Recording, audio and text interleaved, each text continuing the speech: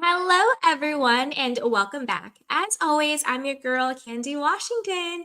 So, before we dive into today's Kiki, which is all about Real Housewives of New York City, we are going to be talking about the latest season, all of the feuds and the frenemies, especially what's going on between Brynn and Ubah. We are going to do a deep dive on that. So before we dive in, go ahead and like, subscribe, and share, and check out all the links down below for some really fun freebies. As always, be sure to comment in the comment section. Let me know your thoughts. Where are you watching from? If you're watching live, be sure to say hi. And if you're watching on the replay, say hello and definitely comment down below. Okay? So like, subscribe, share, comment. Woo, woo, woo. All right, with that, let's dive right on in. Oh, let's jump into the juicy stuff, okay? Let's jump into the juicy stuff, which is Ubah versus Brynn, okay? Whose side are you on? Now, I think that this really breaks down into two compartments. The first bucket of this is last season when, do that slide. So the first bucket of this is last season when Brynn brought it to the group, on camera that Ubah was lying about having a boyfriend, right? So she came on the show acting like she was single, ready to mingle. But the truth was she had a boyfriend, Mr. Connecticut, the entire time she was filming. They were together before she started filming. So the entire time she was lying about being single. Jenna Lyons pretty much did the same thing. She was also in a relationship with a woman named Cass Bird, I believe her name is. So Ubah was lying about her relationship, and so was Jenna. As we know, Ubah ended up telling Sai, and Sai ended up telling Brynn, and Brynn ended up bringing it to the actual show on the season finale where she called out Ubah. Now, Ubah has made this her entire personality for season 2. We are 3-4 episodes in, and Ubah is still so mad about Brynn and how Brynn is a snake and Brynn is this, that, and the third. Now, before I dive into whose side I'm on in that compartment, think about that for a second. Now, the second part of their feud, which we really saw happen at the last episode, is sort of the conversation around Brynn being like, Ubah, don't be an angry Black woman stereotype, very anti-Black comments. You don't want to come across as angry or aggressive, or, Oliver, who is Ubah's alleged billionaire boyfriend. So this is what's at stake here, marrying a billionaire. Allegedly, he is worth $8 billion. Let me see where that is. Yeah, let me see if you guys can see it. So allegedly Oliver's net worth in 2024 is $8 billion. We'll get into that. I could not find him on the Forbes billionaire list. But allegedly he's worth $8 billion. So that's what is at stake here. Okay, marrying a billionaire. But let's get back to it.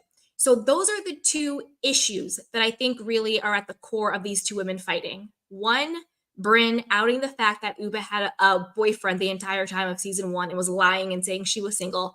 And then two, I think the conversation around the anti-Black angry woman comments that Brynn said.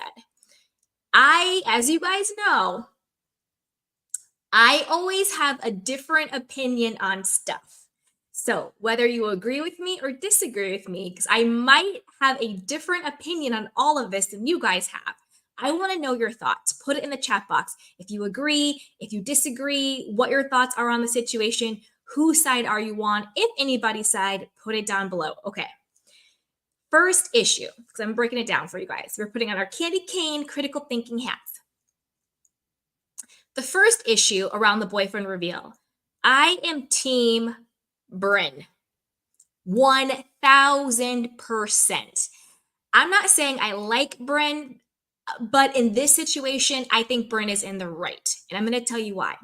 Number one, you can't go on a reality television show in 2023, 2024, whatever the case may be, and lie about a key aspect of your life that is as big as whether or not you were in a relationship with somebody else when you're on a show called The Real Housewives.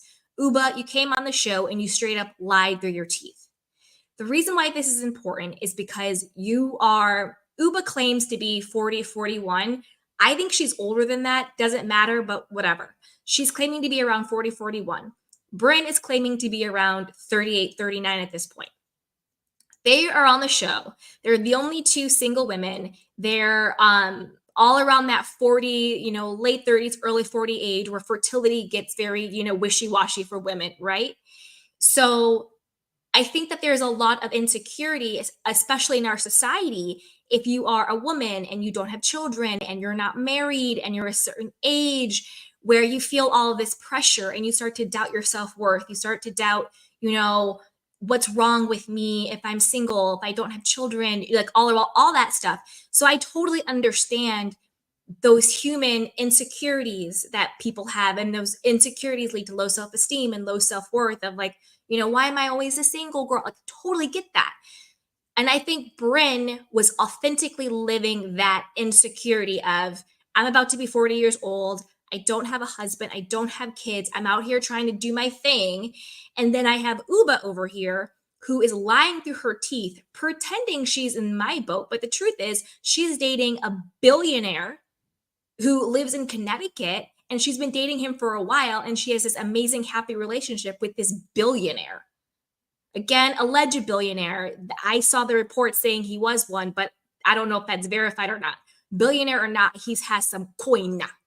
So Ubah is actually living the life that Brynn wants. She wants that billionaire. She wants that millionaire, finance guy who's like cool and, is like prestigious, that New York. That's what Brynn wants.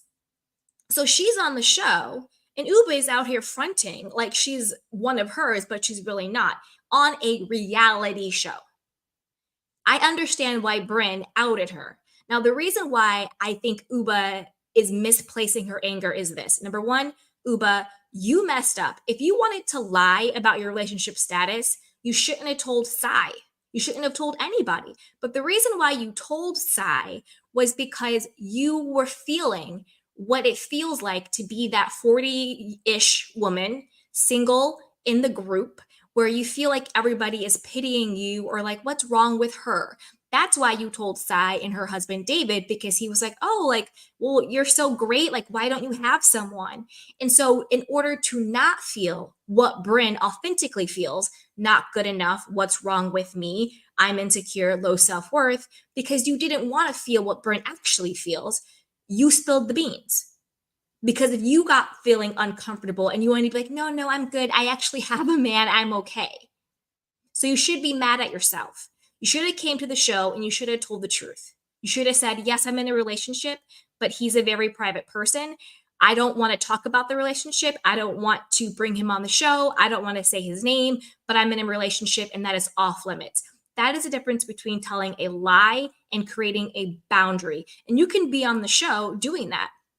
Example, Stacey in Potomac.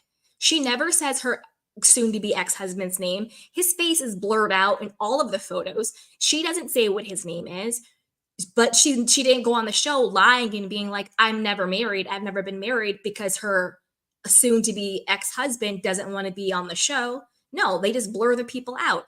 For example, Sonia. Sonia came on the show. Her daughter never came on the show, never filmed, never showed a photo of her daughter.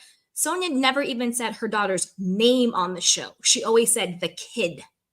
She didn't come on the show and be like, I'm a childless woman, because she wanted to hide the fact that because her kid couldn't film on the show. No.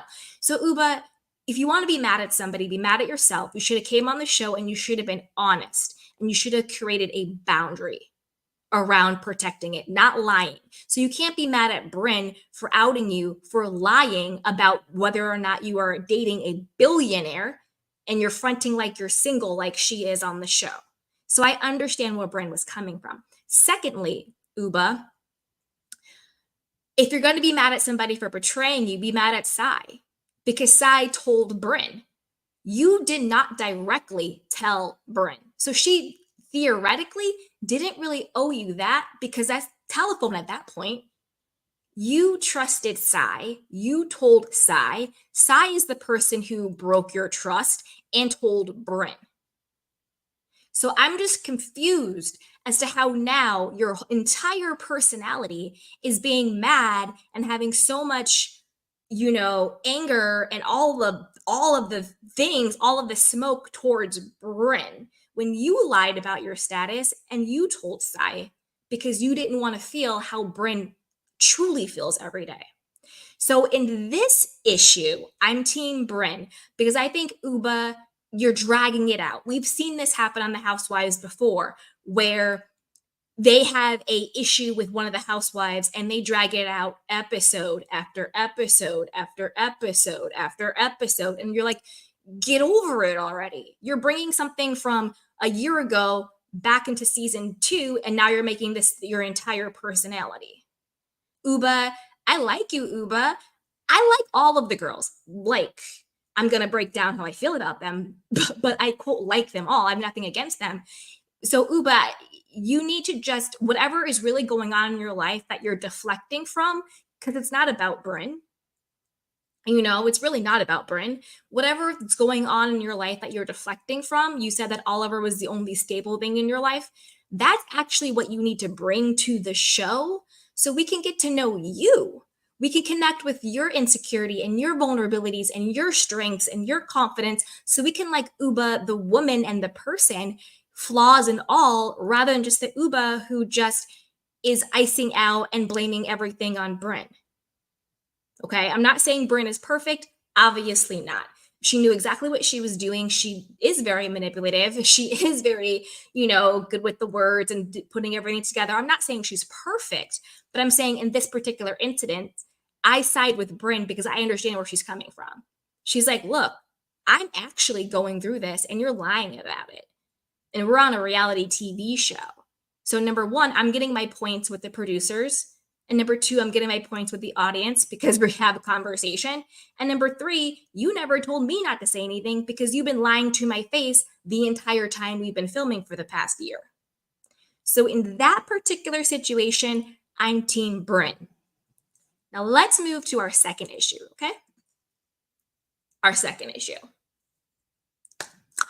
So last episode, there was this conversation around Brynn saying, oh, Ubah, use your words. No, no, no, no, no, no, no, no, no. Like, don't yell at me. Don't swear at me. Don't do this, this, and this, and this, and this, because you're playing into the angry Black woman stereotype. And I don't want you to play into that stereotype because I want Oliver to want to marry you. This is what Brynn said off camera to Ubah and Erin. Erin and Ubah also talk about this at the end of the episode, how they were having the conversation around Brynn saying to Ubah, reel it in, use your words, all of those things. Now, the reason why I say it's anti-Black is because it seems like, and this is how I interpreted what she was saying. Maybe her intention was different. I don't know. But this is how I interpret it as a Black woman. This is what I heard her say. As Brynn, she is saying to Ubah, if you keep acting and presenting yourself the way white people think of ghetto Black people, Oliver will not think that you are good enough to marry. That is how I interpreted what she said. And to me, that's anti-Black because it dehumanizes Black women, that we're not allowed to have regular human emotions and react however we choose to react in the moment. And that if we present like some type of stereotypical Black person, somehow we are no longer worthy and deserving of love or whatever the case may be. Okay. That is what I heard her say. You need to act white in order for Oliver to think that you're good enough to wife up. That is what I heard her say. That's how I translated it in my head. Brynn, you're garbage, trash for that. Not in a derogatory way, but in like how the cool kids say you're trash. Not in like the other way. Because number one, regardless of race or gender,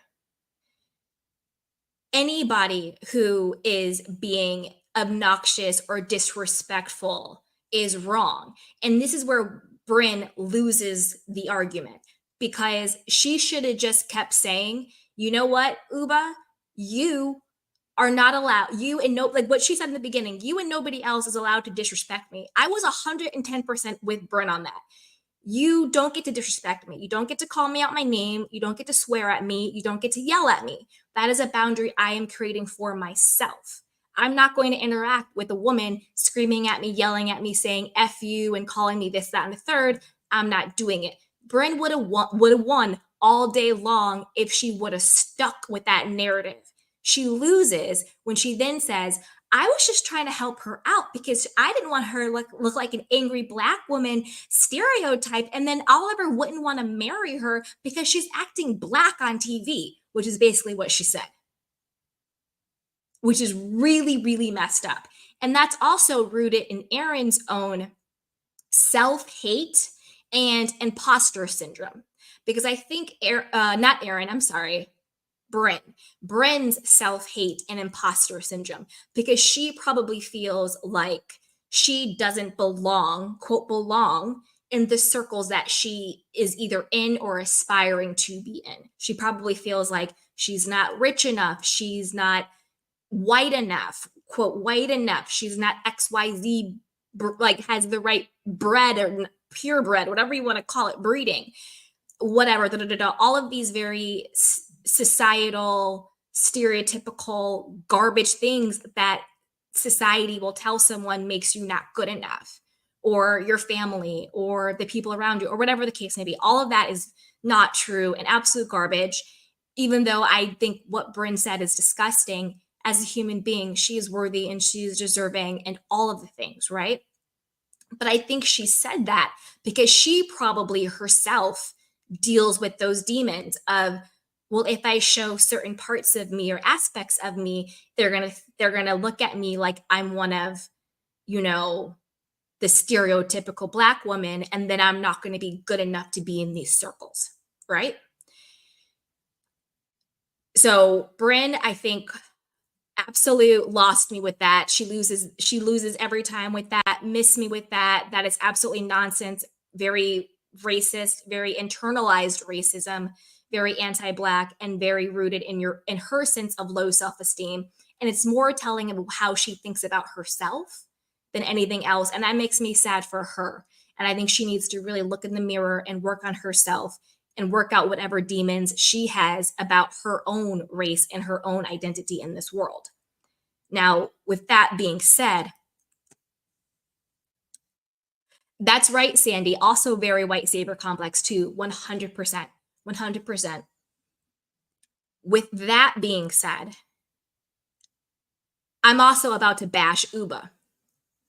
And I don't mean bash, but I just mean like I'm about to call her out too. Because to me, in this situation, they're both wrong. Because Ubah, we see each other. This is what Ubah did, and she go back and watch the clip. I wanted to play the clip so we could watch it together, but y'all know how Bravo is and NBC. They try to always take down my videos when I do clips. But I want you to go back and watch that particular segment of the episode, the very end where they had the conversation at breakfast. And I'm going to tell you why Ubah is just as trash as Brynn is when it comes to this conversation. I'm going to tell you why. For the last 4 episodes since the finale, since Brynn, exposed her billionaire Connecticut boyfriend, Ubah has been on the I hate Brynn. Brynn is horrible. She's a snake. She's a viper. She's this, she's that. Not talking to her, icing her out, cussing her out. Has zero time of day, but all of the smoke for Brynn for this entire time. Okay? All of a sudden, then we get to this scene, and Ubah, because she's a bad actress, comes in. She's like, hi. And she like hugs Brynn and she's like, oh, I love her. She's so great. Yeah, last night we were like, oh, I love you. I love you. And like we were talking about everything. And everyone's like, whoa, this is new. This is brand new. Like, since when did Ubah even, tell Brynn the time of day? Like, Ubah had nothing for Brynn. But all of a sudden, she's and like laughing. And then she goes into this very scripted, forced, fake, and phony, in my personal opinion, damage control monologue about how, well, I only act out and I only get in that place because of Brynn. When Brynn gets into my space, this is what happens. And I only did that because of Brynn. That's really not me. It was just because of Brynn. And that's why I did that. But I'm not really like that. And then she had these fake Tom Sandoval wannabe actor tears. Like, she wasn't even really crying. She was just making this sound. And I would look at and I was like, ooh, ooh, ooh. And when she did it, I was like, what the hell is going on? This is so fake. We said I love you and blah, blah, blah. But then, flash forward to the confessionals. When Brynn told it, how her and Erin and Ubah had their little powwow, and she said, look, this is how you're coming across. You have the angry black woman stereotype. You need to rein it in if you want Oliver to want to marry you. I'm gonna get into Ubah and Oliver too, because I don't know if that is as roses as Ubah likes to pretend it is. But we'll get to that. But remember that, right? So to me, Ubah agrees with the, in my personal opinion, anti-black sentiment that if you present yourself as a black woman in certain stereotypical ways, you are then no longer worthy and deserving of love or your boyfriend or marriage or white approval or whatever the case may be, right? Ubah clearly believed that, which is why she flipped. She wanted to then come the next morning, act like everything is roses, and do damage control and be like, oh, I only acted that way because of Brynn. Brynn got me there. And that's where Ubah messed up. That is where Ubah messed up. Number one, if she were going to do damage control because now she doesn't want to present as the angry black woman, now because she's worried about what Oliver is going to think about how she's acting on TV, because, how dare she be a woman and be a human being and have an emotional reaction while filming a drama TV show? How dare she be a human and do that? Better, make some excuse because she's black. How dare she? She blames Brynn. And then you see the look on Brynn's face where she's like, why are you blaming me for how you're acting? Why are you coming off of me? Ubah, I'm going to tell you what you should have done. You should have done one of two things. If you are going to sell out and believe in the anti-black statement and do your fake damage control acting, fake crying, fake hugging Brynn that you did at the brunch, you should not have deflected everything onto Brynn, because that is only making your feud with Brynn bigger, because Brynn doesn't see it as you doing damage control the way I saw it, because I saw right through the whole charade. Brynn sees it as you are now attacking her, you're blaming her, you're making her the problem. So now she's in her feelings, and that's going to, I promise you, that will lead to much bigger problems between Ubah and Brynn for the rest of this season. Because this is the pivotal moment where where it really broke. Ubah should have just said, you know what? That's how I reacted in the moment. I apologize for swearing and yelling at you. I got really heated. I'm sure everyone can understand getting to that moment, but I apologize for yelling and screaming at you. I love you. Let's hug it out. Keep it cute. Keep it moving forward. Or if she did not actually buy into the anti-black comments, because I think they both believe that. I think once Brynn said to Ubah, the way you're coming across is like the angry black woman, and Oliver isn't going to like that, and he's not going to want to marry you because you're presenting as black instead of what is palpable black, right? Like I don't know, it's giving very like Meghan Markle vibes. I actually like Meghan Markle. I know she can be very divisive, but that type of like the type of black that is suitable. Do you know what I mean? And so I think that Ubah believed it and was worried that she was presenting as black, black. You see what I'm saying? And that would be off putting to Oliver. And so I think that if she didn't believe that, and if she believed, you know what, I'm a human being, I am who I am, and I can act how I act, and it shouldn't be off putting, my person should love me and choose me no matter what, then she should have just stood 10 toes down the way she stands 10 toes down on literally everything else every other season. It's ridiculous, right? She should have just stood 10 toes down and was like, well, this is who I am. Oliver loves me as me. You know, he doesn't want me to be whitewashed or any other way. He wants me to be how I am and who I am. And I don't need to conform. I don't need to bow down. I don't need to change who I am because I don't want to be some stereotype. Screw that. Screw the, who cares about a stereotype? Be yourself, be you. She should have stood 10 toes down. And then I would have had respect for Ubah. But I can't respect someone who constantly blames everybody else for her own actions. It's not Brynn's fault that you lied about being in a relationship with this man. It's not Brynn's fault that you told Sai. It's not Brynn's fault that Sai told her. It's not Brynn's fault that you also believed in the that you were acting too black and you were worried what Oliver would think about you because you clearly drank the Kool-Aid. And then you didn't want Brynn to say anything because you wanted to do your little damage control and then peace out. So you could go back and be like, no, I made everything right. It wasn't me that blah, blah, blah. That's why you and Sai have a safe word pineapple to check you when you're getting out of pocket. I'm an adult. I don't have a safe word with another woman to check me. But that's just me. That's just me. Again, the reason why this is problematic is because nobody, unlike Orange County, goes up to Tamara and says, "Hey, Tamara, you're drunk and you're swearing and you're getting crazy. You know, you're really playing into the angry white woman stereotype. And I wonder if, you know, Eddie wants to divorce you because you're acting like an angry white woman." No.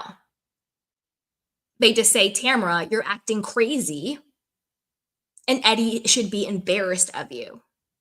The key difference is it has nothing to do with the race of the person. Because Brynn would have still been right if she would have actually left race out of it and just said, in the moment, you are not allowed to swear at me. You are not allowed to yell at me. You are not allowed to disrespect me. And if you disrespect me in conversation, I'm going to remove myself. If Brynn would have stayed with that energy, she would have won all day. But I think they're both wrong for this. And I think it's rooted in insidious self-hatred, internalized racism, and anti-blackness. Because Brynn basically said it, "Stop acting so black or else Oliver isn't going to want to marry you." And Ubah said, "Okay, bet, let me go do some damage control." But the problem was Ubah's damage control threw Brynn under the bus. If Ubah had not thrown Brynn under the bus, it never would have came out that they had their whole angry black woman conversation. The only reason why Brynn told it was because Ubah threw Brynn under the bus, blaming her for her behavior. Right? So to me, I think they're both wrong. I think Ubah is hiding a lot. I think there's a lot in her life that she's not showing. I don't know what it is. I think Brynn is very bitter. I'm getting very bitter Betty from Brynn because Brynn is very intelligent, very beautiful, you know, fashionable. And Brynn is a cool girl. Whether or not you like her, she's cool. She's a cool girl. But I do think that her own self-hate and lack of self-love and self-worth is probably what's holding her back from finding the right love of her life. And I think she feels a little bitter about that, especially when it comes to Ubah, who is dating an alleged billionaire finance guy, entrepreneur, in living the life that Brynn wants to live so badly. So I think that both of these women are hiding a lot. I think they're both highly insecure, and I think that they both were dead wrong for feeding into the anti-blackness of the angry black woman stereotype. That's kind of where I land on that. But I want to know what you guys think. Put it down below. And then with that, let's just talk very quickly about some of the couples, and then I'll break down what I think about all of the girls for this season. Okay. Now, is Ubah's relationship with Oliver Datchel, is it too good to be true? So allegedly, word on the street is he is a billionaire. In 2020, he was worth $6.87 billion. And now in 2024, he's worth $8 billion. I could not find him on the Forbes billionaire list. I don't know if I missed him or if he just wasn't listed, but I couldn't find him on it. I got this from the Wealth Times. Where did I get it from? Impact Wealth said he was a billionaire, and then also betches.com said he was a billionaire, and some other sources, but I can't confirm it. It's just what the internet says. We don't know if that's true or not, but he has a lot of money either way. But the reason why I say, is it too good to be true, is this. I feel, and I want to know what you guys think on this. I feel like something is just off with the way Ubah talks about him and her relationship with him. Like, she's like, oh, he's great, he's really into me, but like I'm getting so scared. Oh, we want to have a baby, but we might adopt. And then she talks about sex. We have sex all the time and more sex, and this is how we're gonna get a baby. But like, I don't know. And like, he made a whole room for me that I could paint, but then does he just want to like lock me in the room as his prisoner? Like, it's just really weird to me how she talks about it. It's like, oh, but I don't know. I don't want to say anything. Like, I'm just confused. I don't know exactly what I'm picking up on, but I'm picking up on something just isn't, I don't know, something just isn't adding up. She said he was the most stable part of her life, which could be true, but there's just something that just feels off. I don't know what it is. To me, it's just the way she talks about it just seems weird. Do you know what I mean? It just seems very, I don't know, it just seems odd to me. And like, clearly, he does not want to be on the show. I know she said that he was with her backstage at Watch What Happens Live, which is like normal, like your partner comes to support you. Um, and also, she's making her entire personality this season bashing all of the women. So I'm kind of like, well, why are you on the show, Ubah? You come on the show, you call everybody pigeons. People are saying this, people are saying that. You're very disparaging. You don't want to hang out with anybody. You don't want to talk to anybody. You say you're good friends with Erin, but then you talk about Erin behind her back. I don't know what's going on with Ubah. I feel like she just doesn't really share her real life. Like, what is she doing for work? Does she have like the hot sauce or whatever it was going on? Is she still modeling? What is she doing? Like, how does she spend her days? Who are her friends? What does she do? I don't know. I just feel like we don't really see into Ubah's life at all.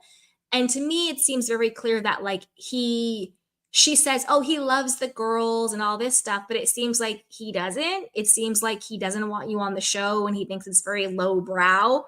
And that's why you're on the show with this sort of holier than thou attitude about yourself. Well, if all the girls are pigeons and everybody goes back and twists words, you know what the assignment is. You know what the Real Housewives is. So either show up and play or give somebody else an apple. You know what the deal is, because just coming and being a sourpuss and being a wet blanket and not having fun and yelling at people and not telling the truth about your real life, that's not going to cut it. Like, it's not. I'm super confused. Like, I don't know what's going on with you. And I don't know what it is, but something just feels off. So let's just, with a feather and our candy cane critical thinking caps, and just think and just remember that. Let's like, noodle on that. Something feels not right there, but we'll see. Okay, now let's move on to ooh. Okay, so I call this the messy money marriage. Okay. So this is between Erin and her husband, Abe. So let me go back big and I'll read it. So this was back, I believe, in like April, I want to say, where her husband and Erin, they were sued for $44,000 in unpaid rent. And they say that they didn't pay for that, they weren't paying rent because of a rat infestation in their, I believe they lived in Tribeca. And then recently, Abe posted, "Love and marriage are not linear things. Healthy relationships have up and downs. That's actually quote reality. Besides, being in a flat and linear relationship would be a boring life. We're all of we where all of us are flawed." Okay, dude. Find someone you can be yourself with, and you found treasure. At Erin Lychee, thank you for accepting me as human. Boy, bye. Miss me with this. Because don't forget, it's come out that Erin said that he had secretly sold their crypto money and didn't tell her. And he sold like years ago when it was worth way less than what it's worth, the type of crypto they bought worth now. Now, this is the thing. I have questions on this. And I when I get some time, I might do a deeper dive. But let me know what you guys think about this. The math isn't mathing with what is going on. So we know that they were sued for the $44,000 in unpaid rent, saying, well, we didn't pay it because it wasn't good living conditions with the rat infestation, whatever the case may be. They were renting like 2 levels in the apartment building, and it was like 13.5K rent a month. Okay. We know that they moved. They moved to a smaller place and they're saying it's to be closer to the kids' school. Sure, could be. Or it could be you got kicked out because you didn't pay $44,000 in unpaid rent. Okay. So there is that a whole little bucket. Whether or not, this is my question. I have a couple of questions. I wonder if Erin knew they weren't paying rent, or if he kept that from her and she thought that they were current in their rent. Okay, put a little pin in that. Then she talks about how back in the day they had some sort of handbag collection line, which they ended up being in debt over. It was really his line for her or something like that. She thought that they had cleared that debt, but they hadn't. They were still in debt for that. I don't know when that debt got cleared, but there was a period of time where she believed they were out of debt, but they weren't out of debt. So clearly, and then Abe has said how when he's under pressure, he can make mistakes. He's hiding financial things from Erin. All of these are big red flags. All of this is very, if I was Erin, I personally, I'm not telling Erin what to do. She has kids, she's a grown woman. I personally would divorce him because it's very scary and very dangerous. I listen to a lot of true crime. It is very, very dangerous when your husband is lying to you about these huge financial things. White collar crimes or white collar lies or whatever you want to call it, schemes and scams, quickly will end you up in jail, on some type of Ponzi scheme, some type of tax evasion. I'm looking at you, Teresa Giudice, whatever the case may be that you were wrapped into because your husband doesn't know how to handle the finances or whatever the case may be. Or unfortunately, what happened over the summer, I forget his name, but it was the guy, and the girl and his wife was like a big influencer, and he was like some finance guy, and he had gotten them in like all of this debt trying to keep up with the Joneses. And he ended up unaliving himself and leaving the letter being like, I'm so sorry, but like use my insurance money to pay off all of these debts. That happened way more than you would believe.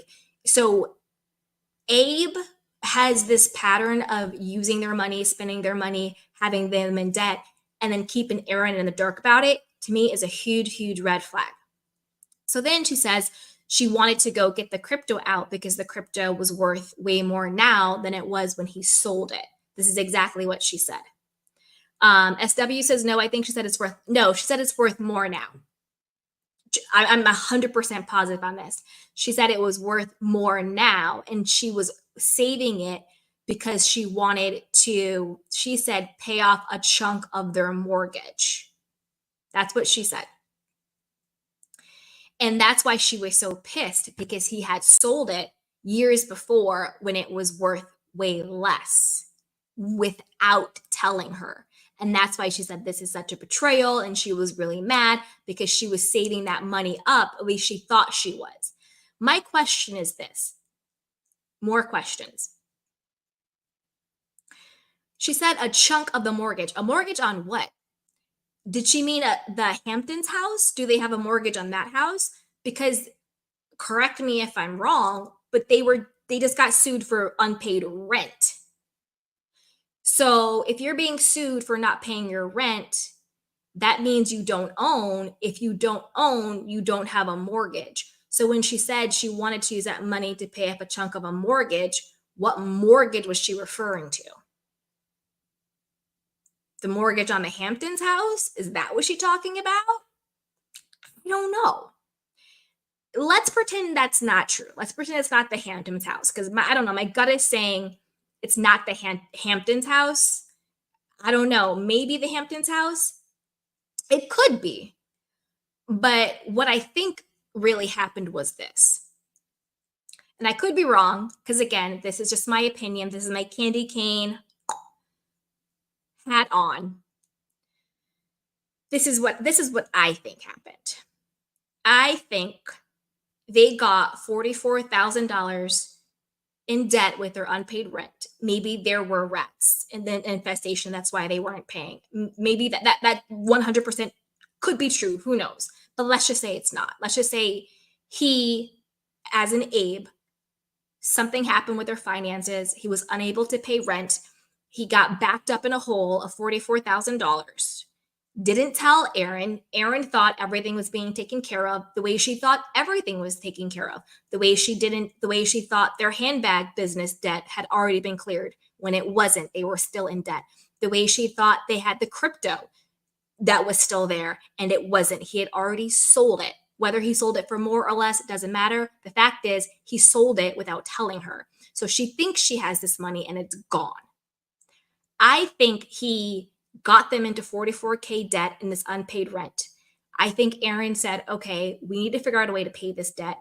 She was like, well, let's just go and use our crypto. And that's when she discovered that the crypto was gone. And then they had to move. Unless she's talking about using that chunk of money to pay off their mortgage in the Hamptons. But for some reason, I just don't think that's true.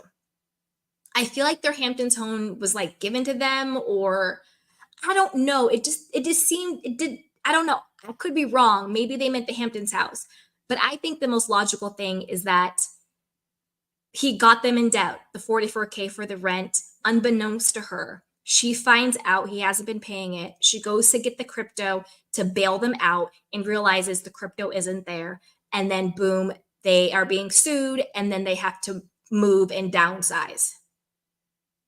Exactly, Jacob. The Hamptons house was in Erin's family. That's what I was thinking. I was like, I feel like that isn't true. So thank you, Jacob. So yeah, that's what I'm saying. That's why I think to me, that makes the most logical sense. Because when she said to pay off the mortgage, because you could tell she was lying. When she was like, I needed the crypto he knew I was saving it for something, and I was like, oh, we could pay off a big chunk of our mortgage. And I was like, oh, okay, they must own in the city.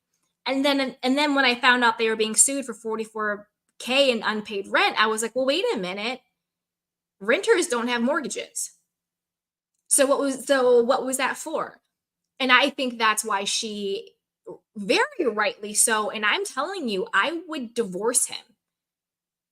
I would. Clearly, they're not having sex. Maybe they are now, but when they're filming, they're clearly not. I wonder, I don't even think he's sleeping in the same room as her. Because she was very seething, and she was so brazen about her attraction to the tennis guy. Which, side note, he was hot and he could 100% get it, not mad about it. He was hot. However, I'm not a married woman on television. So the way that Erin was with him last season versus the way she's with him now, that all of these, financial discrepancies has not just come to light, but they've come to light publicly. They're in page 6 being sued for 44K. That's pretty embarrassing. It's not something they can just, sweep under the rug themselves, but now we're all talking about their financial problems. That's embarrassing. Not that anybody should ever be ashamed. Let me do a quick disclaimer. My candy canes know, but in case you're a candy cane for the first time, when we talk about, you know, money, having it, not having it, things like that, I personally do not mean that anybody should ever feel ashamed or embarrassed for not having enough money.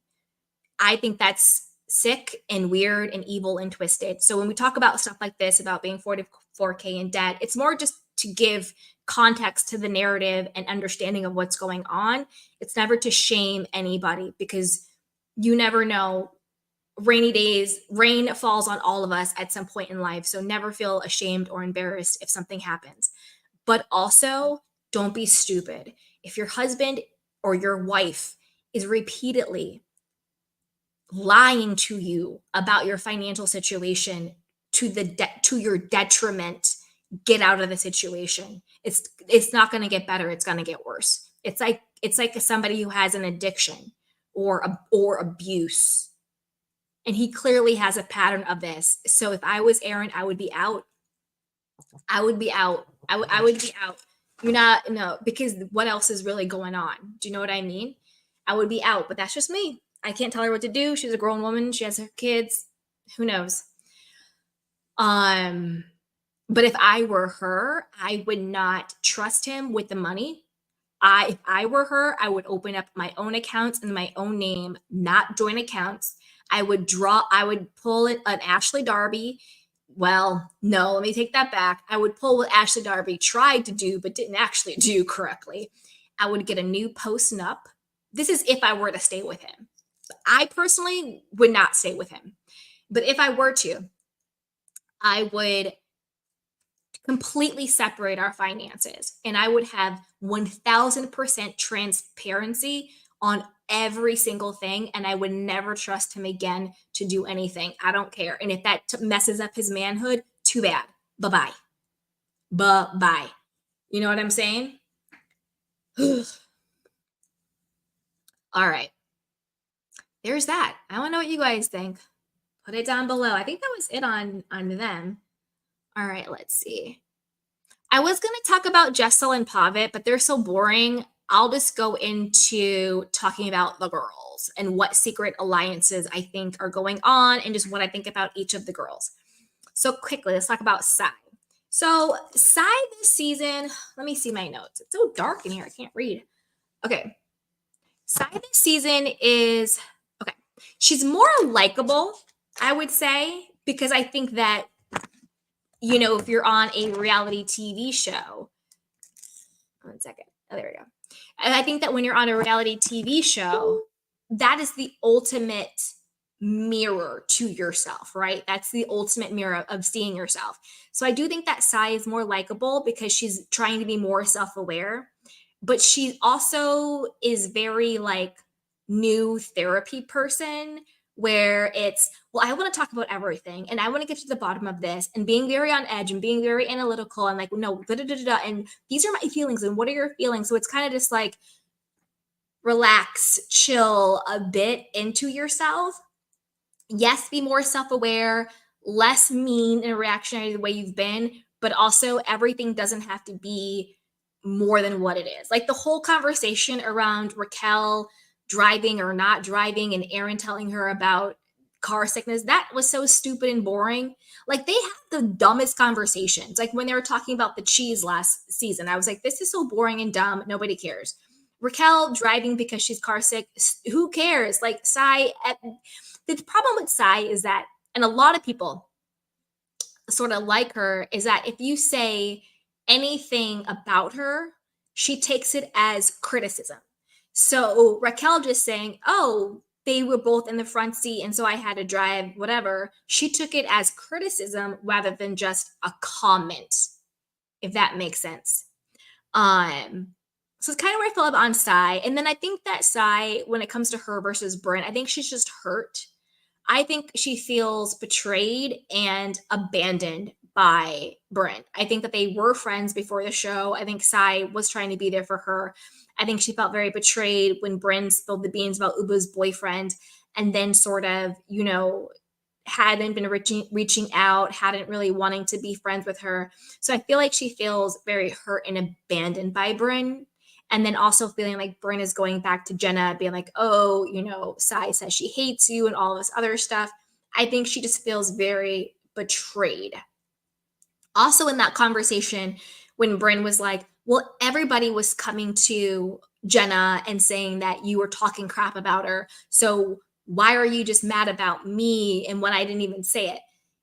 To me, that was Brynn being, I actually think in Brynn's own head, she believed what she was saying, that, oh, you're being illogical. You're just jumping over the fact that all these people said you were talking crap about her. But that's actually extremely manipulative because Sai's issue isn't everybody else. Sai's issue is my friend Brynn.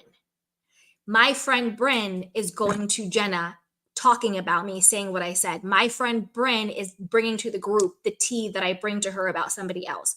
That's why Sai is hurt. So I understand Sai being like, I don't care what the world has to say, I said. I care about what my friend said, I said. Do you know what I mean? And so it is very manipulative to be like, well, everybody else said it. Why you're only mad at me? Well, because you're supposed to be my friend. And that's why I feel betrayed, because I actually expect more from you. You know what I mean? So there's that. That's kind of where I land on Sai. We'll see how everything lands.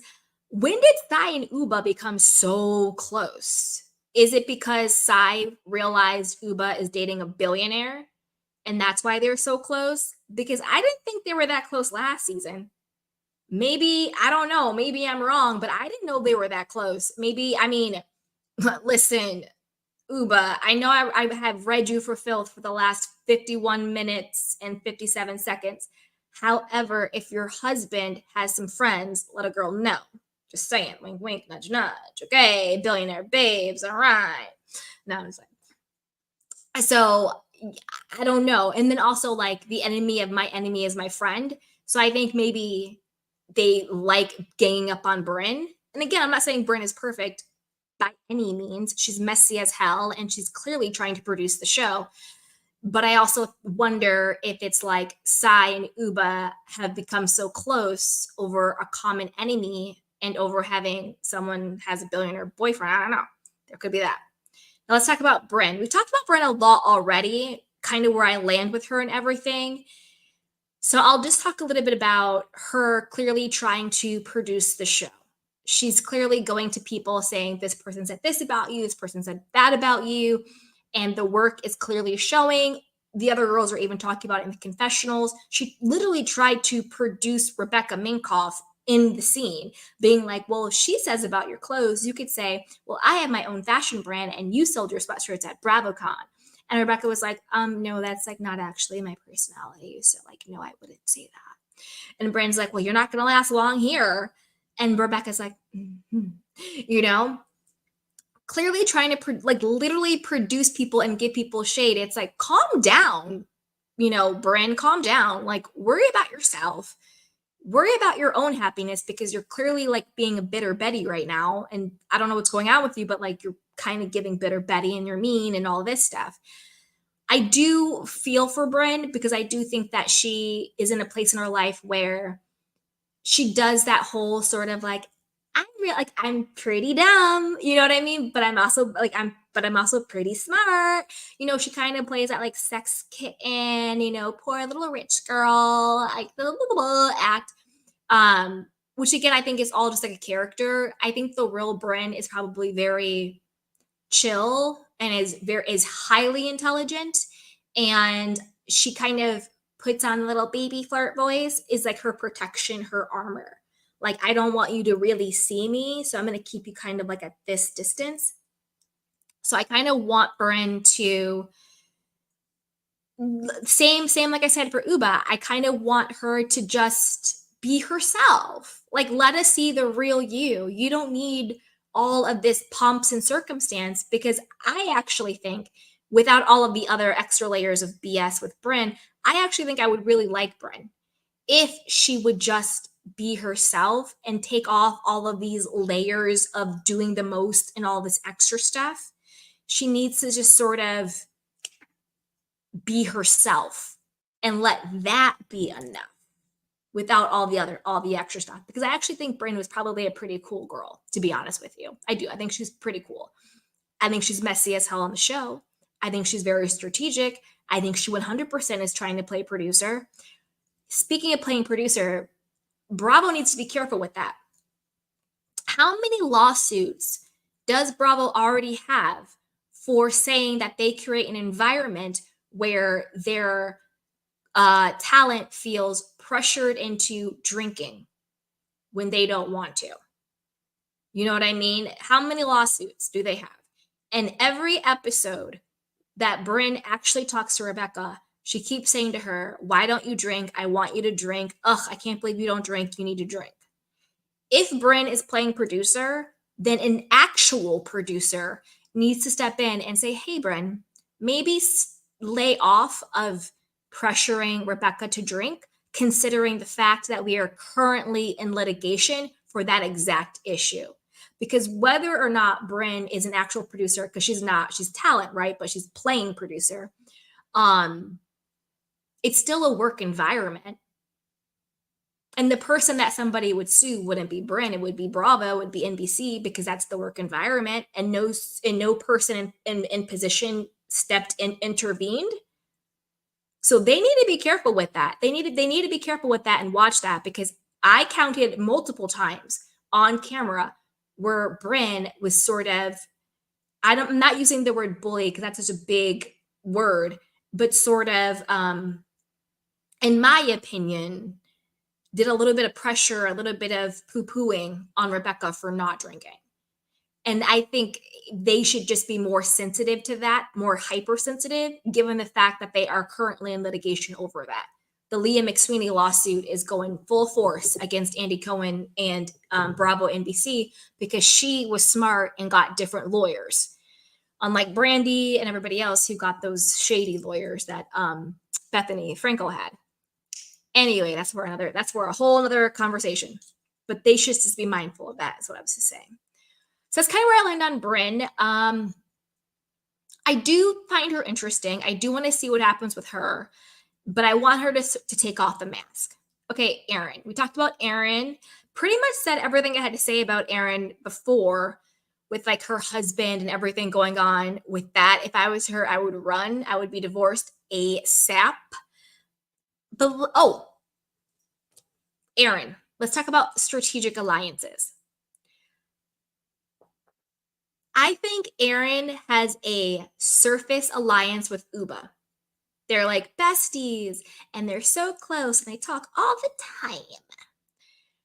However, I don't think Erin, I think she forgave, but she didn't forget how Ubah flipped on her last season and like came for her neck over and over and over again, snatched the sunglasses off of this woman's face and just kept coming for her, right? With the whole phone incident, the phone prank, which I'll talk about real quickly, just to give context to this, to why I think all of this is going on.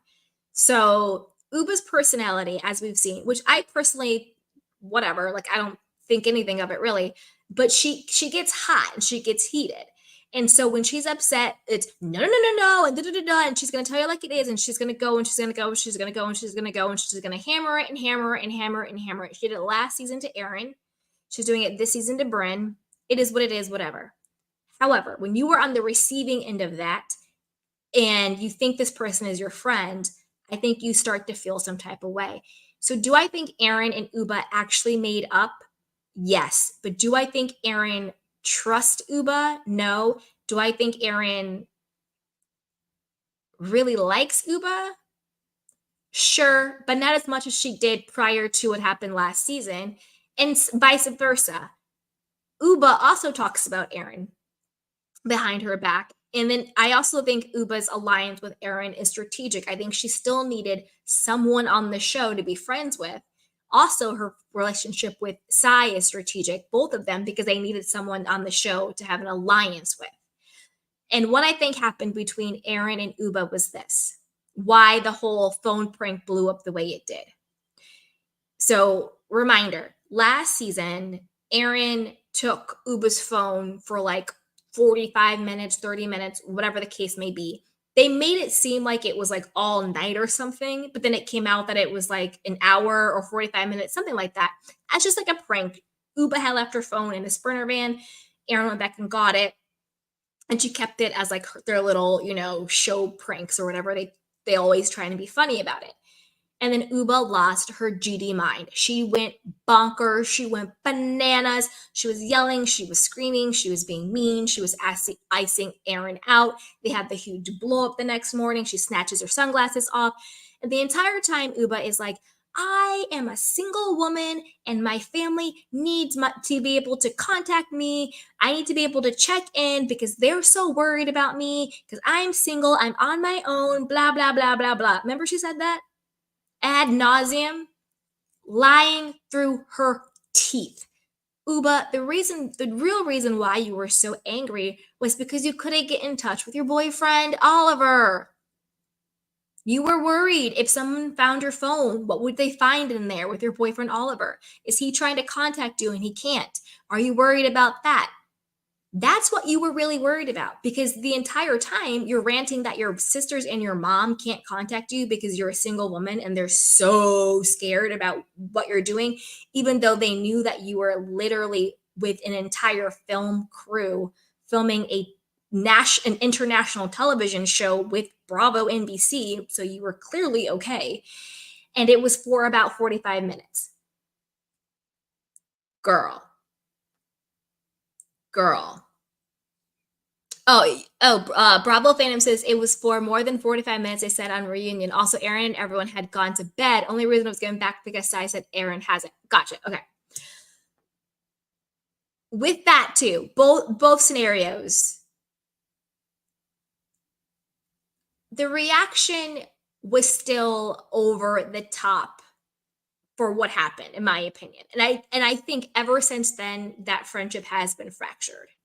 But as we know in the House of Wives universe, you make up when you want to make an alliance. So I think the surface alliance is Erin and Ubah. I think the true alliance is between Sai and Ubah, as like we got each other's back no matter what. They have like their little pack. But then I also think there's an alliance between Erin and Brynn, because multiple times we saw that, and also Erin and Jenna. I think that Erin and Jenna are going to play into having some type of beef or feud or not being as cool, but I'm not sure how real that is, because Jenna said that she had even called Erin to give her the heads up that the whole conversation about whether or not Jenna is poor, can pay for an Uber, was going to come up, and for her to be prepared to talk about it. Right? So I think that the fact that Jenna is giving Erin heads up about what storyline to come out and how to be prepared for it is an alliance. Also, the reason why I think that Erin and Brynn are the true alliance is because when Brynn and Ubah are fighting, look at Erin's face. You can tell she is like eating it up and she's loving it. And she's sort of like, yeah, like Brynn can say to Ubah what I wish I could say to her, but I'm scared to say it, but Brynn will say it. You can see she's kind of like eating it up. And then also, clock this. Did you see at the very end of this episode with the they have like the closed caption or whatever it's called at the end where they show you what they're saying. And Brynn's getting upset and she's like getting like really mad. She's like, I don't want to be here. I don't want to be around these women. Like, I want to leave. I don't want to deal with this. Those two are being so mean to me, blah, blah, blah, blah, blah. And Erin goes, stop. She goes, stop. And she said, I wrote it down. She goes, what did she say? She said, Oliver wants to marry. Wait a minute. Oh, I wrote it down. Anyway. Oh, she said, you're giving them what they want. That is what Erin says to Brynn, meaning Sai and Ubah want Brynn out. They want to ice her out. They want her to break down. They want her to look bad. They want her to be off, either be off the show or be the villain and look horrible. Because Erin says, you're giving them what they want. And when she said that, that solidified for me, okay, this is the real alliance. Sai and Ubah, Brynn and Erin. And I think on the side, Erin and Jenna. Because she said you're giving them what they want. That right there sums it up. And I think she's right. I do think I don't think Sai wants Brynn off the show, but I think Sai is really hurt and she wants Brynn to pay until Brynn truly understands how hurt she was and actually apologizes for hurting her. But I think Ubah would be fine with Brynn getting off the show or breaking down, and they are just deflecting everything onto Brynn. Again, I'm not saying Brynn is innocent. I don't think any of these women are innocent. I think they're all playing the game. But it is what it is. So when Erin said you're giving them what they want, that to me, I was like, okay, this solidifies all of the alliances. And that's what I really think is going on here. Now let's talk about Jenna. Jenna, to me, am I the only one? I like Jenna, but I think she's a bit overrated. I don't think she's Jenna effing Lyons. Like, who cares? I will say this with Jenna. Don't be another cautionary Bravo tale when it comes to money. Now, do I think Erin called her poor? No. Do I think Erin alluded that maybe she was having money difficulties and that's why she didn't pay her back the $250? Yes. But that's not being poor. That's, you know what I mean? Anyway, but I say this, the reason why I say that to say this, all of a sudden Jenna shows up with like over $250,000 Bentley hybrid car. Like, who are you showing off for? To prove to the world and to these women and to Bravo fans that you're not poor and you have money like that? Girl, don't go into debt trying to stunt in front for people who aren't going to help you get out of that debt. You know what I mean? And as we've seen, people who we think have all this money, who are, balling and doing this and that, turn out that they don't have the money. Some of them are fraudsters. Look at what happened to Thomas Girardi and Erica Jane. Turned out all their money was stolen money, fake money. Look at a bunch of other people who turn out to be broken in debt and all this stuff. So Jenna, don't go out here flexing and fronting, trying to flex like you have all this money for what? Because I ain't helping you if you in debt. You know what I mean? So who are you flexing for? Us? Girl, bye.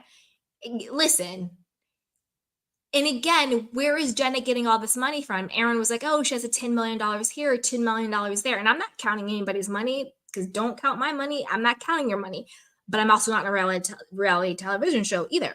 What I'm saying is all of those things cost a lot of money for upkeep. You have a $10 million home or penthouse or apartment. Think about how much you pay every year in property taxes. Think about the maintenance, the electrical bill, the phone bill, the water bill, upkeep and upgrades. I'm sure that there's probably like HOA fees or something like that. If you live in a building, you probably have building. Like, it costs a lot of money to maintain that type of lifestyle. And I do believe Erin when she said Jenna was just talking, in confidence with ladies, like, there are days that are lean and there are days where it's good, but there's days where money isn't coming in. And I think that's so relatable and so real. And I would rather her have that conversation than show up with an over of $250,000 Bentley that I probably is either being leased or rented, wasting that much. To me, that you're just wasting money. Like, for what? Like, for us, we don't care. Like, to me, you look stupid. I'm gonna tell you the truth. When you showed up with that, I was like, this isn't a flex. You look dumb. That's just how I felt about it. Because you're clearly doing it trying to stunt in front. You know what I mean? Like, you didn't have a beat up vintage car. You can lie and say it was to be cool for aesthetic, but stop it. That breaks down, and then you don't pay your friend back for an Uber, but yet you want to show up in over a $250,000. To me, a person with true money would have paid the 250 Uber back to Erin, or even just a person with integrity. Because if my friend fronts me money, I pay them back. Regardless if they're like, "Oh, Candy's once in her time in her life said she had money problems." Whoa. You know what I mean? I would still pay them back. So Jenna to not pay back Erin because Erin said Jenna once said in her life she had money problems doesn't make sense unless you actually have money problems and you're being petty. Bye-bye. Bye-bye. So Jenna, watch yourself with that one, because I don't know, it just seemed very stunting and fronting. Very stunting and fronting to me. I like Jenna. I could take her or leave her though. I don't think she's all that. I don't get the hype. I don't drink the Jenna Lyons Kool-Aid. I don't. Okay, Jessel. Jessel. I can't get behind her. I know. Let's talk about Jessel. Okay. I've said it before and I'll say it again. I think that Jessel and Pavitt are in a arranged that marriage that they arranged themselves together.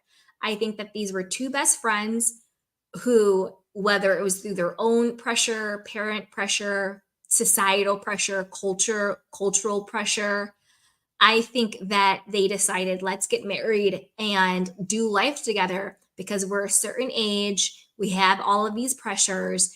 We love each other as friends. Let's just do it. Because I don't feel sexual, romantic chemistry or love between these two. I feel soulmate, friend, platonic love between these two people. That's sort of how that's what I get between these two people. That this is like she could easily say Pavitt is my brother. And that to me would be a more believable relationship dynamic that she has with him than Pavitt is my husband. I don't see it. I don't. I don't know. And the fact that he disparages her in front of the children, and it's more like when you get here, I'm getting a day off. Now, not like when you get here, we're gonna have a date night, or I want to be with you. I don't know. Something's off. Just I don't know. I don't know. This is the thing. I'm not mad at it. I don't judge people's relationships. I don't judge people's anything like that. I say like my opinion and vibe on it. But by judge, I mean I don't look down on anybody. I don't judge it in that way. And I think sometimes the most beautiful marriages and the most beautiful partnerships are two people who genuinely have you know, love for each other and they want to do life together. Or sometimes there are marriages, like I think in Salt Lake City between Meredith Marks and her husband. I think that was romantic love that turned into um, platonic love. But it's like, well, since we already are married, since we already have these businesses and these kids and X, Y, and Z, let's just do life together, even though it's not in this sort of behind the scenes traditional man and wife. Sort of you do you, I do me, but we still keep this unit together as this sort of family that we've built together, you know? And we have our own understanding. And I think that's fine. I think however you want to live your life, however you want to structure your life, however you want to structure your marriage, however you want to raise your kids, as long as it's healthy and, non-abusive, knock yourself out. And I kind of feel like that's what happened with these two. They were like, we love each other as friends. We're best friends. We have all this family pressure and societal pressure. Let's just do the damn thing. And I think that's what we're seeing. She said she didn't get a card, you know, for Mother's Day or her birthday or something like that, you don't get her a card, Pavitt? Like, you stop that much and no gifts after the kids? Like, at least keep up pretenses. And I don't care what anybody says, he did not go to Vietnam just for a sandwich. Ain't nobody stupid, Pavitt. You did not get on a plane and fly all the way to Vietnam, do X, Y, and Z for a sandwich. Boy, bye. Miss me with that. Ain't nobody stupid. I don't know what you were doing, but it wasn't just for a sandwich. Anyway, he kind of reminds me of like Ray Romano, the way he talks. Now, I will say this, I do think that they genuinely love each other. I do, but I don't think it's that traditional quote love that we think of between like two sexually stimulated people. And it doesn't have to be. You know, you build your life how you want to build it. You do what works for you and what makes you happy. What I'm worried about is the situation about, and I'm not sure if it's just for storyline or if it's true, but this whole embryo, she wants a girl, he doesn't thing. I don't know if that's just for story, if they just need something to talk about, and this is something that they have. And so, like, let's just make this a storyline for us so we have something going on. Because besides the embryo, what do they really have going on between the two of them? And Jessel, I saw a headline. I didn't read the article, so I don't want to speak too much on it. But something about how she said she was much more guarded this season. And I think that's the wrong approach to take, because I feel like Jessel's energy is still first season nervousness. I still don't think we're seeing the real Jessel. I still don't think her accent is real. I don't think she really lives in New York City, or she just moved here. The whole like being scared of the MTA thing, that wasn't cute. That was bizarre. I don't care how rich and how hoity-toity you want to pretend to be. If you are a true person who lives in New York, whether you actually take the MTA or not, you don't have that sort of reaction to it. It just seemed off to me. I think Jessel is also kind of fronting. I don't think we've really seen the real her. She still seems very nervous. I think she's a sweet person. I think she's a good person. I think she's really funny at times. But she still seems to be wearing a front, and I don't think we've seen the real her. She's still kind of nervous and sort of wishy-washy around the women. And again, I would rather just sort of, and this is sort of a note for all of the women. I wish all of them, except for Raquel and except for Rebecca, because I actually think the two newbies are actually, of everybody, is being the most themselves, would just sort of take a step back and just be like, this is who I am, and just show up as they are. You know what I mean? So it's kind of where I land on Jessel. I like her, but again, this is sort of how I feel about all the girls too on this show. Of all of the girls, is there any girl that you're just like, this is a person that I am invested in seeing? Like, who are you invested in? Where it's like, if they were not to return, you would be like, oh man, I really want to see them. Or you're like, oh, I can't wait until the next episode to see what happens with them. Like, I'm not super invested in any of these women except for Brynn. I know. Don't come at me. Don't come at me. But I don't know why, but I am a little bit more invested in Brynn to see what happens to her out of all of these women. But that's just me. Okay. We talked about Ubah, Raquel. Raquel, Raquel is a tricky one. She's boring but interesting. Like, she's a little boring, not flat, but boring. But she's interesting because she has really great stories, like her origin story of like what happened with like her father, and her father like not being a part of her life, and her mom like creating their own last name, and then, you know, living as a straight woman, then finally coming out, and now she's engaged to a woman, and being, you know, a black or a woman of color. I don't know if she's black, Puerto Rican, Afro-Latina, I'm not sure. but like in that world space, female, lesbian, art advisor in this world and making a name for herself. All of those things are super interesting, but she's a bit boring. However, I want to give her kudos because I feel like her and Rebecca Minkoff, actually, both of them. You know what? I have the same notes for Raquel and Rebecca because I feel like they're both the same. They both are, and I don't know if I'm explaining this right, but they're both boring but interesting. Because even again, Rebecca, the weird Scientology quick cuckoo-ness of it all. But then she tells you these stories about like her husband sucking her teat out, because she needs to get milk and while they're out in Paris and, losing her virginity at 16 and, having sex with this man because she needed him to help her, professionally and like all these coming out with all these like crazy stories. And then both of them are so vulnerable and so authentic and so themselves that it's refreshing how real they are.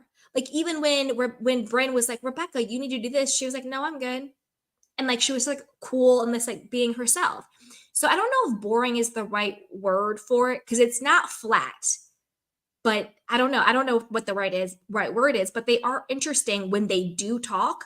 They do have very maybe it's just the other women talk so much that they don't talk that it seems like they don't talk enough, but they do have these very interesting backstories and life stories and they're vulnerable and they're being authentic and they're being themselves and neither of them have that first year nervous energy that we see a lot of housewives has.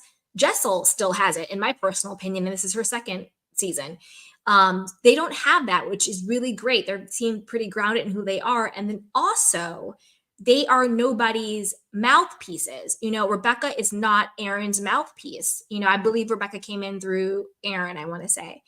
And then Raquel is not Jenna's mouthpiece. She came in through Jenna, but she's not her mouthpiece. And again, that's also refreshing because we typically see the housewives slash friends of that come in, and whoever brought them in, they either do one of two things. They either are their mouthpiece and they're just wound up and they're going after people being somebody else's mouthpiece. I'm looking at you, Anna Marie. I'm looking at you, NECA, like all this stuff where they just come in so hot.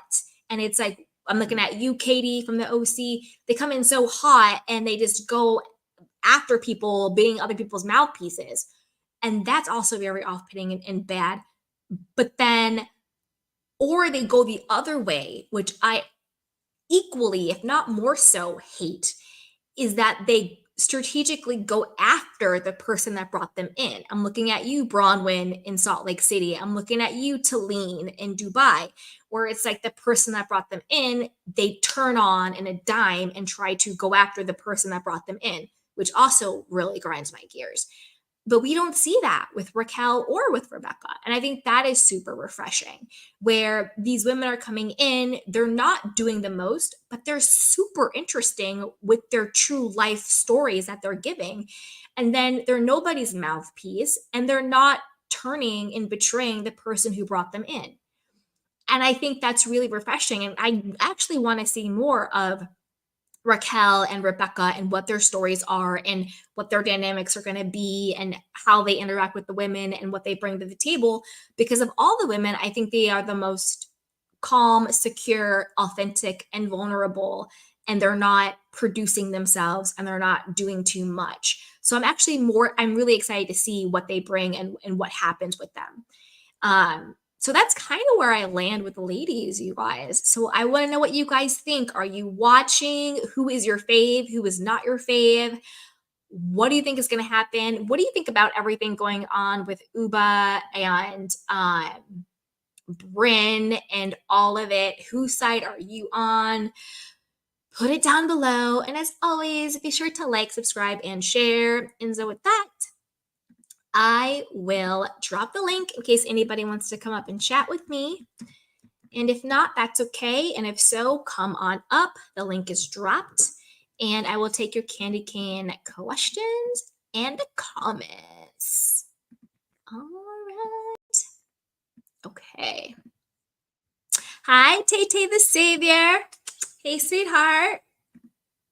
Darren, hey, what is up? How are you? Hey, Johnny, what is up? Says, hey, it's Johnny here to support. Thank you. Hey, Bravo Fandoms is watching on replay from UK. Hey, sweetheart. Hey, Jacob said, Lord, help us with this feud. I know. Tay says, Team Ubah. Darren says, Ubah. Darren says, I love Brynn. Tay says, I get that Ubah didn't talk about her boyfriend, but at the same time, Brynn was using that against her. Yeah, I mean, but that's kind of like the name of the game, though. You can't go on the show. This is the thing. I think that if Ubah came on the show and said, yes, I have a boyfriend, but he's off limits, and then Brynn used that against her, that would be wrong because then she's coming on and she's creating a clear boundary. But Ubah came on the show and lied. So Brynn is just using her lie against her. And that's the difference between lying and creating a boundary. You know what I mean? So that's kind of where I land on that. But let me know what you think. Let me know what you think right now. There we go. Go Tay Tay. Hi, Candy. Hi, Yeah. sweetheart. Mwah. Okay, sound off. Okay, so this season on Ronin is lackluster for a couple of reasons. One, some of the scenes I'm watching, it comes off as pre-produced, especially the Brynn and the Rebecca part when Brynn tried to coach Rebecca. And you're right about one thing, that every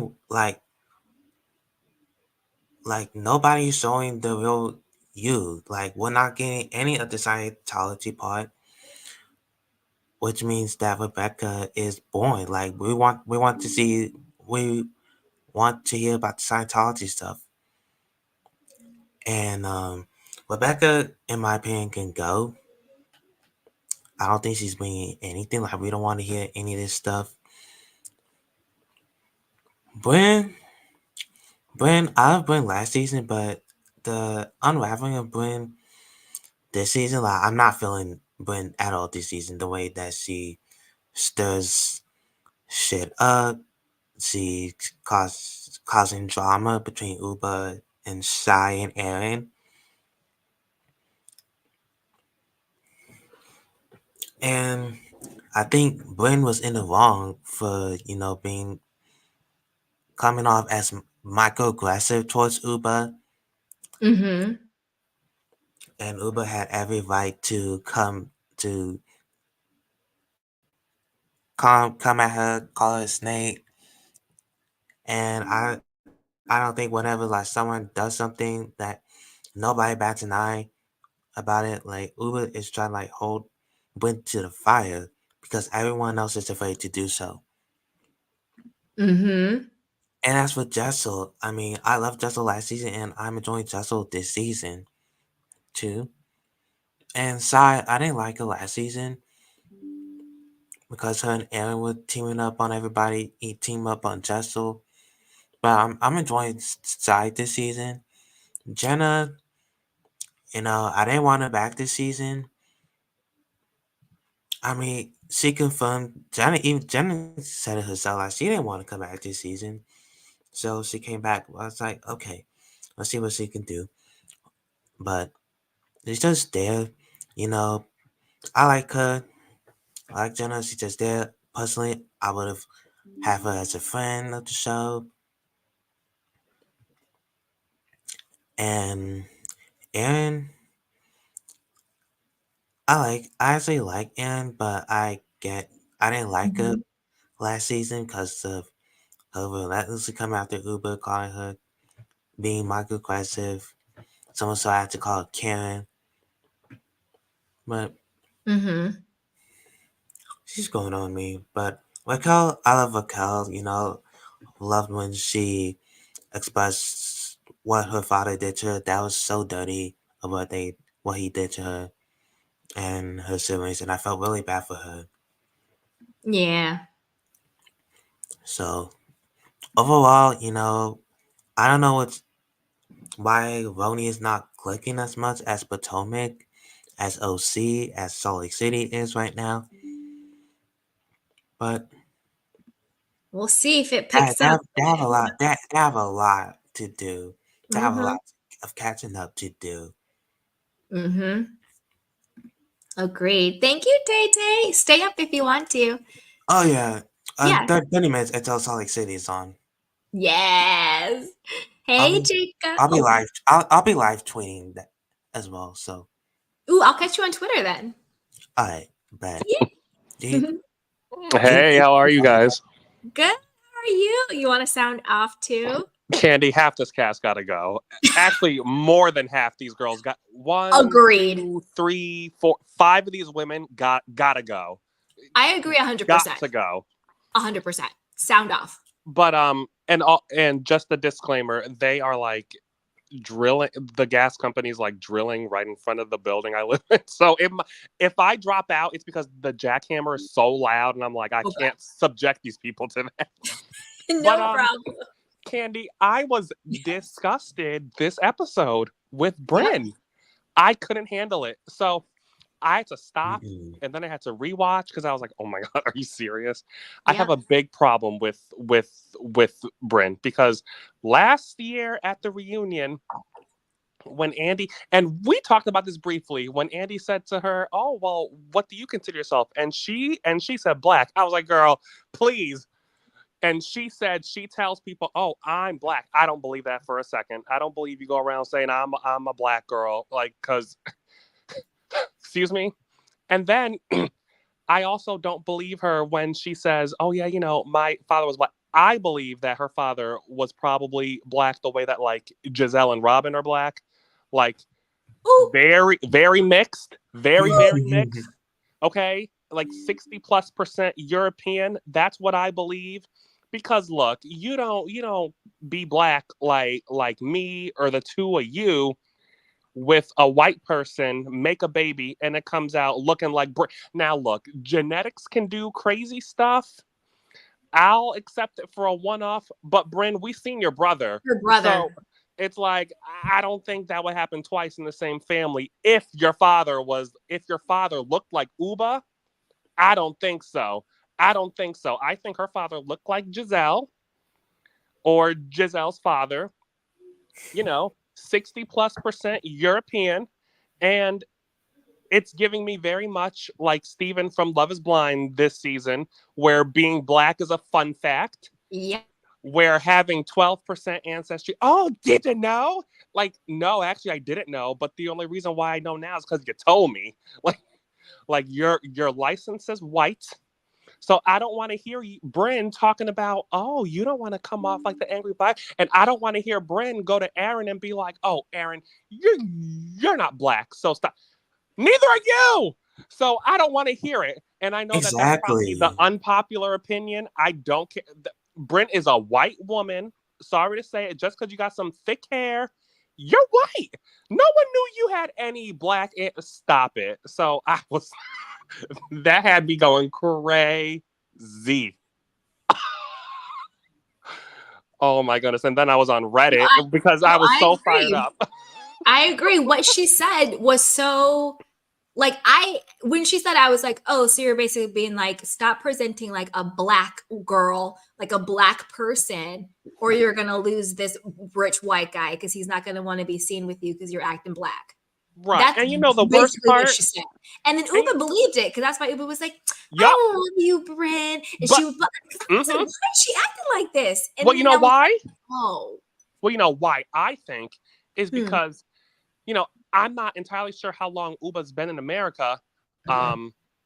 I'm not sure if she said it. No, and I'm not. I don't mean anything by that. I'm just saying like because I don't think I'm not sure if Uba herself is even aware that that stereotype would seldom be applied to her because she's not a Black American. She Exactly. doesn't have the traditional Black American, even facial features, because she is a different ethnicity than me, for example, where, descendant of Or me. slaves, we're from West Africa. She's from Southeast Africa. Like it's very, She's it's a, Somalian. yeah, it's a different ethnicity. Totally different. And so I think that is sad. And when you said, even Ubah falls into the anti-blackness, and it's very true in a sense, I think, because she also is not culturally, quote unquote, black, because she's not a black American. Because when we talk about black people, we're talking about black people in America, right?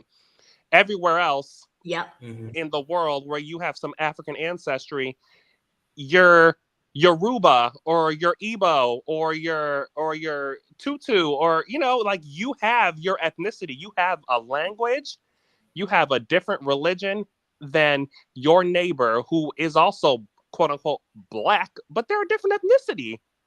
So I don't even think Uba knew what the hell Brynn was talking about. And then I think, I don't know, maybe she Googled it and she was like, uh-oh, I can't be seen like these ghetto black girls. You know what I mean? Like, I think No, that Uba did think that. that part, that's the exact word. She doesn't want to look like a ghetto black girl.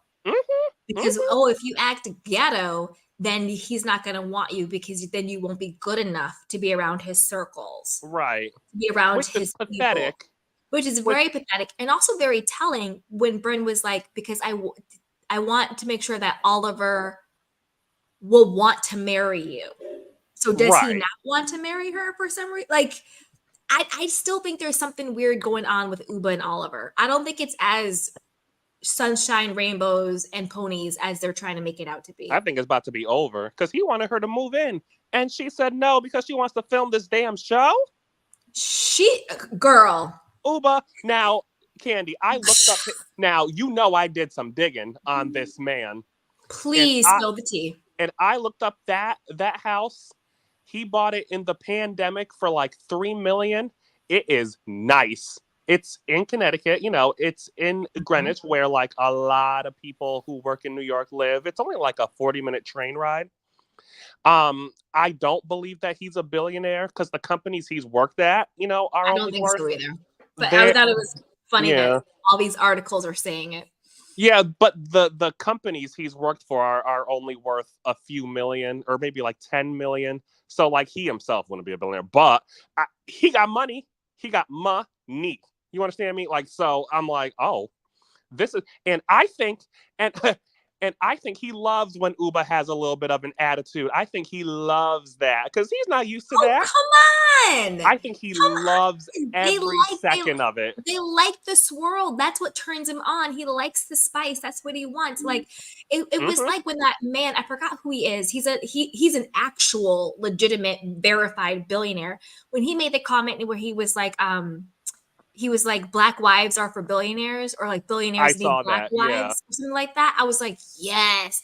Because what he was saying was like, those type of like men, they like the blackness of a black woman and what we bring to the table. And that went crazy. And think about Eve. Eve is married to a billionaire. Right, right. Rapper of the world. Like, all of that is crazy because the gag is, it really has nothing to do with race. Because look at Tamara, look at Lisa Rinna, look at all of these women on these shows who are swearing and naked and drunk and throwing torches and pissing in people's yards and puking on each other and licking buttholes and doing all this crazy stuff. Nobody is like, wow, you need to watch out because you're coming across as like a drunk white woman, and is your man gonna want to marry you now? Like, no, like, it's so ridiculous. You know what I mean? Yep. But y'all keep I going. think, yeah, Oliver loves him some Uba, I think, but I think that she needs to put him first because he got options. Like, really, like, he got No, I every mean, he option could in the call world. me like Oliver. and he's Like, good looking too. like, if Uba isn't willing to move to Connecticut, like, I already got friends that live there, so call me. And he's handsome, and I'm sure he has quite a few million just chilling. I believe that 100%. So I'm like, oh, Ubah, like fame is not worth it. Get on this man. But that's the point where I'm like, there's something else going on with Uba that I think is preventing her from moving in with him, or something that has to be more than just the show. Like Well, there's he probably something is going controlling. there, but there's something more than that though. Like if he's so controlling, then break up. You know what I I don't mean? know. I think she doubts, can she get someone else? Like how you were saying earlier, when you're 40 or however old she is, Yeah. you I mean, start to wonder. she's claiming 41, but I think she's probably a little older than that. Oh my. Oh, I'm sorry. Yeah. No, look, I don't know, but I'm just like, I mean, look at Chanel Ayan. She said she was 40 and then she got her dental records and she's like 52. So like right. That's true, and they are Yeah. related apparently. Fun they So are fact. they are allegedly cousins. Yeah, But fun fact. I don't know. But these people out here, like, what's her face? Wendy was trying to lie and say she was turning 40 on Potomac. And I was like, Wendy's girl, stop lying. Ain't no way in hell you just turning 40, I Wendy. thought she was older than that, but okay. Hello? That's what I'm saying. I think they all are fudging the numbers. Whatever. Hey Yeah, Adam. what about Joe Gorga? Hi, Candy. But Jacob, keep going. I keep I think interrupting you. I'm that's an sorry. African thing, actually. Now that you mention it, Candy, because I know a guy from Liberia, and he refuses to tell me his age, and I'm like, I already looked you up on the public record. I know your age, but okay. So I don't know what the hell that's about. I don't know what they're doing over there. Oh yeah. But okay. Before the drilling starts up again, Mhm. Erin and Abe, they gotta. It's done. They are. This is financial abuse, if you ask me. She said what? That he sold a whole bunch of Bitcoin a few years ago. That means he sold it during the pandemic. And do you remember that crypto craze? So I'm Yeah. like, oh, how much did you lose?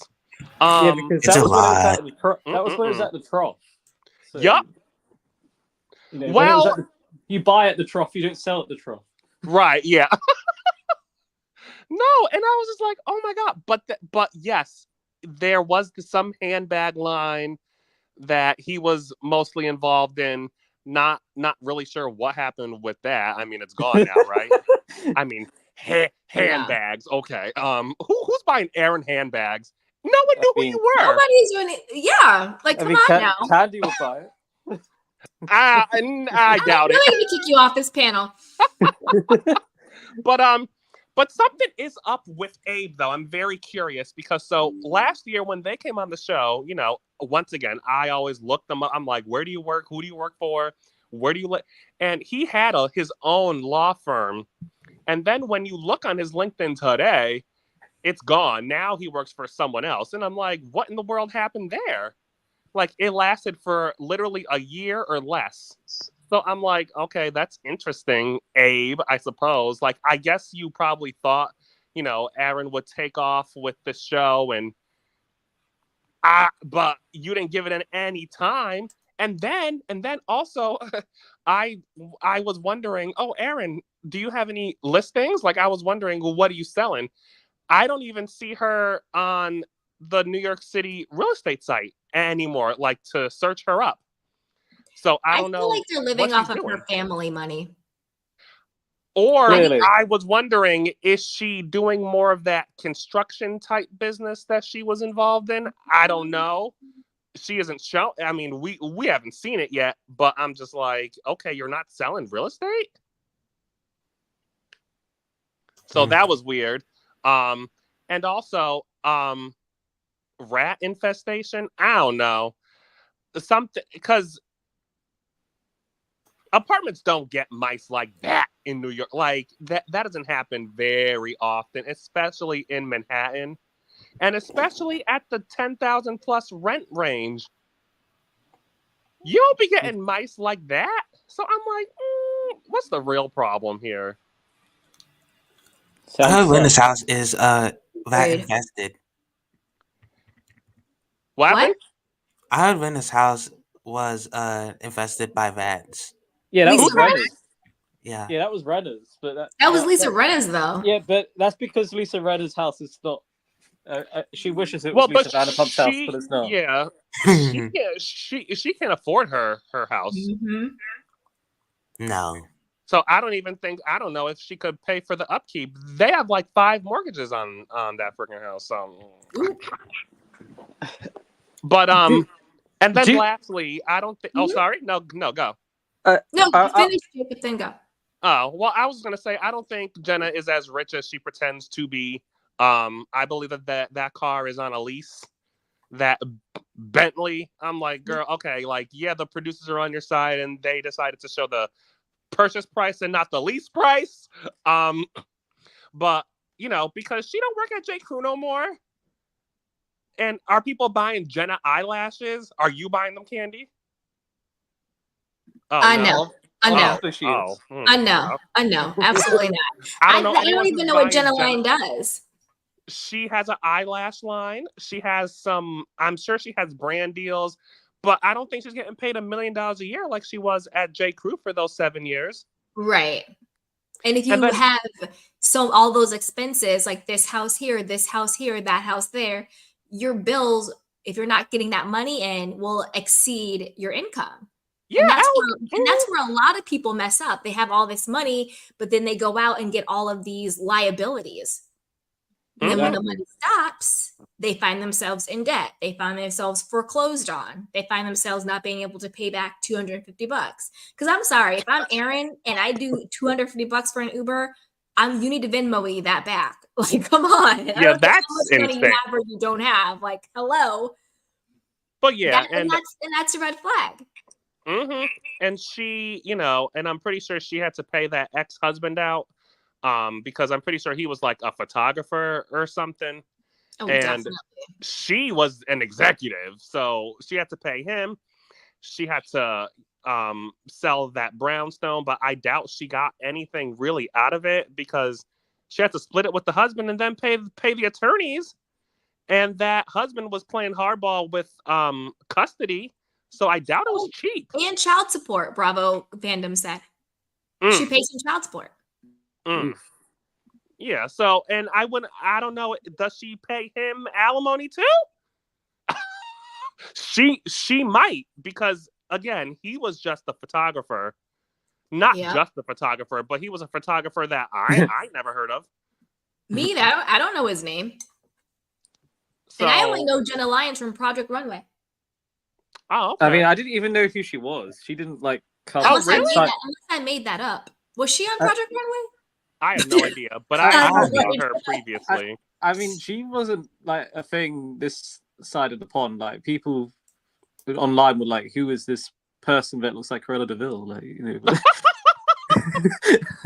No, I had definitely seen her maybe once or twice on social media in the 2010s, but I'm not really their target market. So, for J. Crew, like I shop at TJ Maxx, so. Ain't nothing wrong with the Max. With Erin, I'm really confused with the whole thing with her house, where her living state. I mean, just like Jacob, I've done like some CIA stuff when it comes to the real estate. I always love the real estate world. And on Zillow and on Redfin, there's a contradiction of when their house was bought. And on Redfin, it states that they bought it for $2 million in 2018, just before Christmas. And on Zillow, it says that they bought it for, or her parents rather, because she's only supposedly 37, more than 20 years ago, bought it for 1.45. But I mean, just looking at her house, it's not like it's in the Hamptons, which is always cool and always nice, but it's not like in the most desirable part. It's not like got views of the ocean or whatever. And I kind of think that house is their only financial asset if they have that. I mean, God knows what that is, because the whole shadiness, as you said, Candy. If I was in her position, I would be filing the divorce papers. I mean, Mhm. if you're going to sell Bitcoin at the trough, then you're not all there, and to do that 2 years ago, or allegedly whatever that was supposedly. Now it's more than it's got up from like 350%. It's now almost Yeah. at the 70K range. I mean, you know, I don't understand. I just think they live a life that they wish they had, but they don't have it. Probably. I think they're living the life that he promised her that they would have, but right. he wasn't able to deliver it.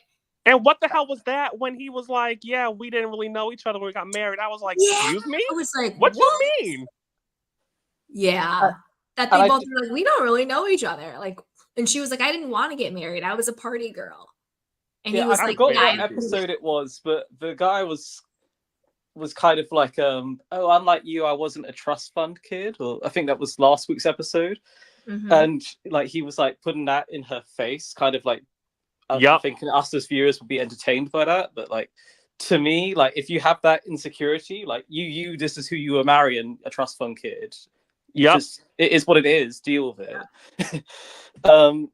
But I just think the whole money situation with all these women is a bit all over the place. Oh, I do not believe the billionaire status of Ubah's, or as I should say, Chanel's alleged cousin.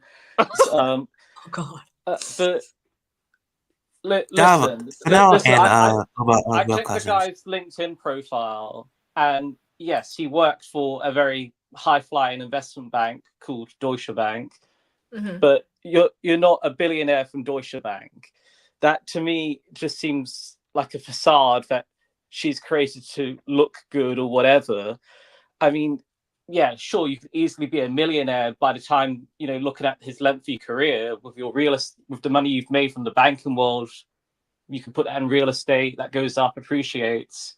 But I I don't think even just the idea that the chap is worth more than like even the 100 million mark, I would be really surprised, because no.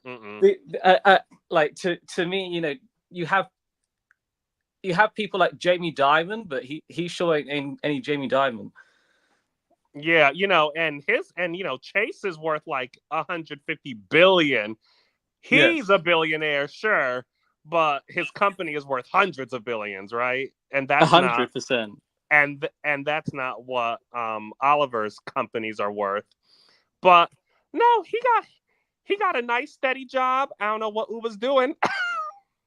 Get on it, Ubah. There's something going on there. There's something isn't like the math isn't mathing. Something isn't clicking. Yeah, I agree. Going on that we don't know, because I think if it was as roses as she like half the time pretends to be, then half the time she acts like they're not. I don't know. It's weird. I think she would really be with him. Like she would have like moved in. He would have proposed. Like again, that's weird to me. Why is she like, oh, I might be pregnant, but they're not engaged? Oh, he's so amazing and great, but I'm not going to move in. Oh, he made me art room in his house for me to paint. Does he want to trap me inside?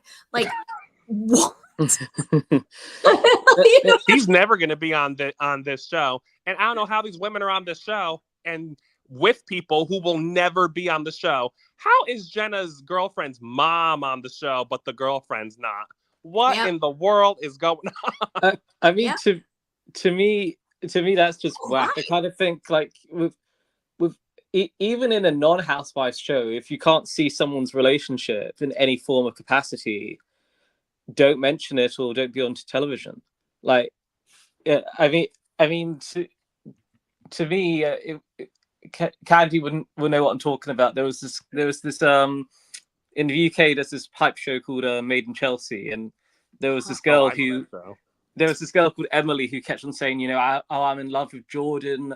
Oh, I like Jordan, and yet we only see him for like literally a 2-second clip, and that was it. Ridiculous. But that's also shady because she got pregnant and now they're engaged. Yeah. but I'm never shady, so I'm just talking.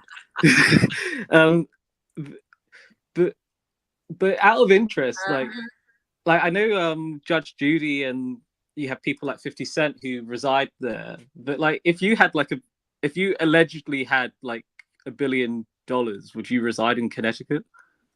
That's where people go, actually. Yes. Yeah, absolutely. But you might not know that because you're in the UK. Oh, you're in the UK. For New York people to 100%. live in Connecticut, it's like a 100%. status thing. Yeah, Mhm. 100%. Okay. Only in a few towns though, because I lived in Connecticut for a little bit, and a lot of it is not anything to look at.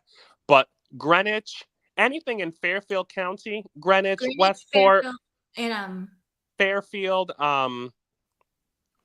those are rich, like that is like, $10, $50 million houses. Yeah, Because there's another area too. I can't think of it. Because I saw Judge Judy's house in Greenwich, and that looked beautiful, I must say.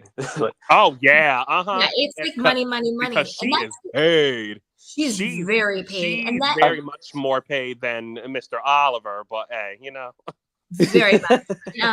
That was the show that Bethany Frankel was allegedly trying to shop around, like momagers of Connecticut, momagers of Greenwich. Allegedly, she was trying to shop that around a few years ago, but I don't think it ever got picked up. I mean, well, none of them would ever be on that show. It did get picked up. Yeah. Let's be real. Connecticut is very posh. Like if I had $1 billion, I would 1,000% have a home in Connecticut. Oh, yeah, that's good to know. Just because That'd be like one of the homes. Because just seeing all the homes online, I just didn't know like is this like a more desirable place than being in somewhere like Beverly Hills or Florida? Like I'd say Beverly Hills and Greenwich, Connecticut are probably comparable. One's on one side of the country, and then the others on the east. But no, yeah, I mean, if you live in LA, but then you're like, oh, I live in Beverly Hills, everyone's like, oh, wow, really? Even if you live in a studio apartment, everyone's like, oh, Beverly Hills? Yep. Oh my god, losers! Like this is ridiculous. But it's true. But going back to the show, though, did you see my comment that I made about the ratings? About the what? The ratings of the show, like the show had less views than Gina's Watch What Happened Live performance. It did. That's how whack this show is. It's not doing well. Gina's appearance on Watch What Happens Live got more views than this show. How many views? Let me see. My good old friend Watch What Happens Live gets nothing. Watch What Happens Live gets like 200,000-300,000. Okay, Watch What Happens Live with Gina and got 397,000. This got less. And this got 321,000. Oh no. Watch What Happens Live could very easily just be a YouTube show. I'm surprised that still isn't a thing. It really could be just online. But I mean, the fact that that's even the case, though, I mean, like, it's going back to Dubai when Dubai was only getting like 200K. Like, I mean, with Beverly Hills, last season, we were getting 1.2 million.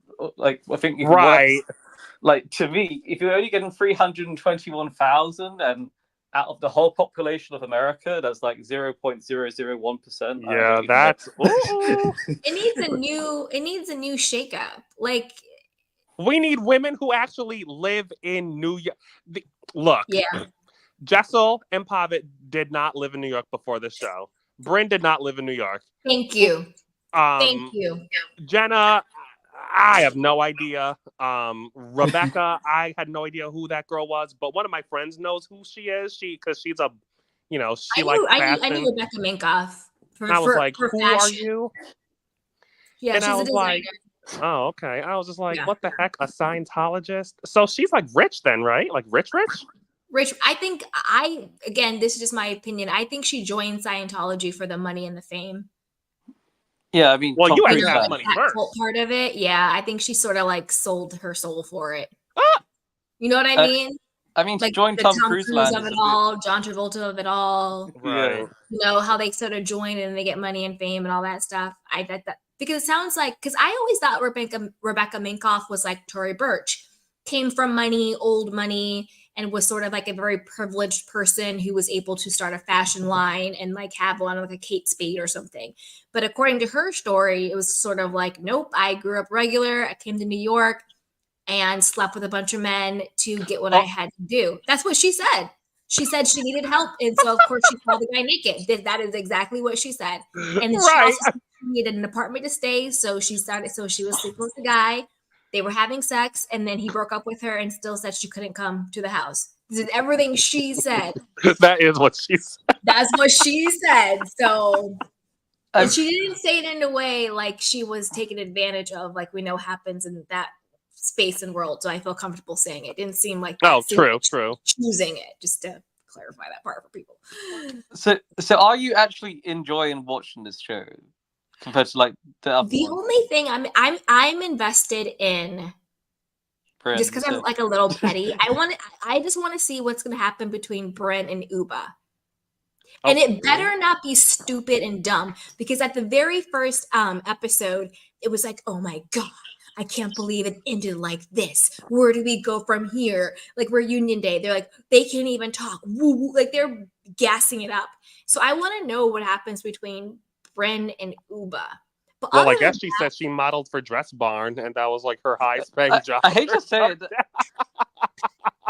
but even though people may not like Brynn, her shade towards the Rebecca Minkoff in the trailer was the most entertaining part to me. Like that. That's find how her in bad. Nordstrom Rack. Listen, Like- there is nothing wrong with Nordstrom Rack, okay? You know, the problem with the show is that, you know, Everything. once again, most of them are not from New York, but the ones who do live in New York, like that, they would never interact. Like I know quite a few girls like Cy from Brooklyn who pretend to be so tough and hard, but like Cy would never interact with someone like Erin. That would even though they are both from very different parts of the city, they would Agreed. never meet up. They would never hang out. So I'm like, please stop. And like Raquel, for example, I don't know where she's from, but she is very New York to me. Mhm. And I don't see her hanging out with half these girls in real life. And we know that they're hanging out for the show, but it's like, and it's like the forced diversity from Bravo again. 100%. Like And why don't we do Housewives of Brooklyn and have like people like Cy, some Black people, some Latinos, and call it a day. Like the way New Jersey was, it's like it worked so well because it was so in that culture. Yeah. The way Miami works, it's like it is so that like I've I'm actually so upset about never been to Miami. Miami, but I know Alexia is Miami person. Like I know Yep. that. I know that Marisol is Miami personified. Like it's like stop it. Like they really picked these people just out of nowhere and put them on a As a ticker screen box. together. Yeah, as a ticker box. But I mean, And this might sound weird, but I actually want the women to be like a touch older. Like I want them to be a little bit like Beverly Hills first season? like like I would say early mid late 40s, like that world. I think that's a very interesting world to look at because we're looking at women who are claiming to be 30s early 40s who are probably older than that. So it's like weird if we like that's what you're saying you are, but you feel and look like you're not. You're in this weird situation. Do you not think Erin is her age? I actually do think Erin is her age.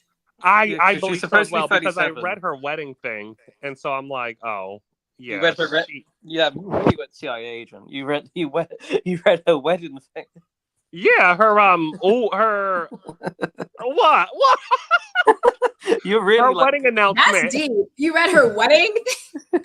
Her wedding announcement. It was in the newspaper, so I read it, and I was like, "This girl was 24 when she got married. That's crazy." Yeah. damn. Even Candy's face. Candy's face says it all to me. Like her eyes were like, wait, what? Wait, what? What did I hear? Did you get the memo that Beverly Hills is supposedly now dropping their trailer tomorrow? All the pages. Oh wow. Oh, I didn't know that. Adam's been waiting for this all year. Oh, I'm excited for it. I mean, it's literally going to be the best show that we'll have as soon as it Let's airs. see. But these I mean, women, I don't know. I don't know about these women. You know, Bryn's still living in that apartment, right? The one that was from that photo shoot that she did last year. She did not move. So that's a lie, and her whole thing about moving is a lie? Did you see that bedroom? That those blue walls, the decor, it's the same from that photo shoot. Remember that photo shoot she did for that magazine? Yeah. And then right after that, people started saying, "Oh, she can't film in her building," and we were up here like, "Well, then why she do a photo shoot?" Mm-hmm. No, I remember. That's the same building. She ain't moved. She ain't go nowhere. Why they be playing in our faces like that? Like we don't have photographic evidence prove. I was just like, wait a minute.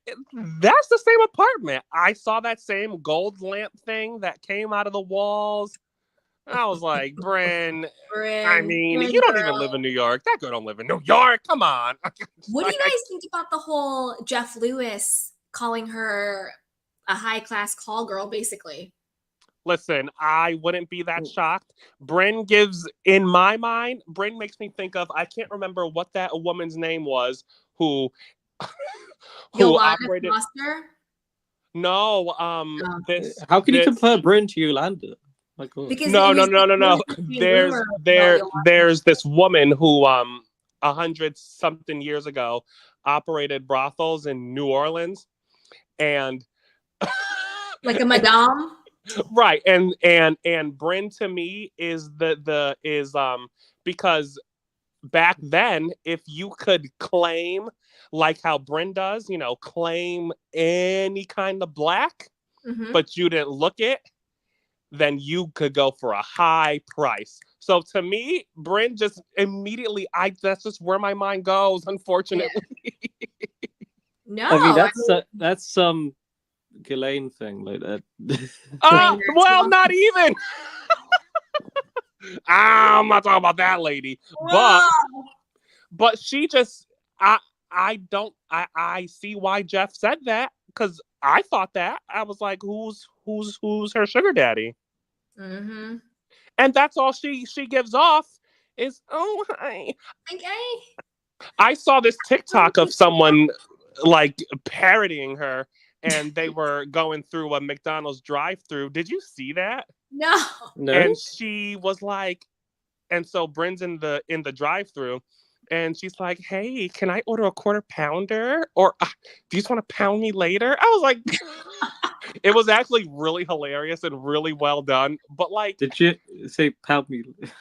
Yep. Mm-hmm. But like, that's what I think of Brynn. All I think of is sex, and if she tries to do anything different, I'm like, you really should have done this last season. Yup. And it's all a facade. But what is her job? Because I know what does she even do that much. She's a brand strategist. A brand I don't know what I mean. I mean, maybe she might as well just be like, I'm an influencer. If she's doing anything shady, just be like, I'm an influencer. That's what she should say. Didn't she say at the reunion that? Didn't she say at the reunion last year that a few years prior she did a couple things with Psy? I'm sure they have collabs. I'm sure.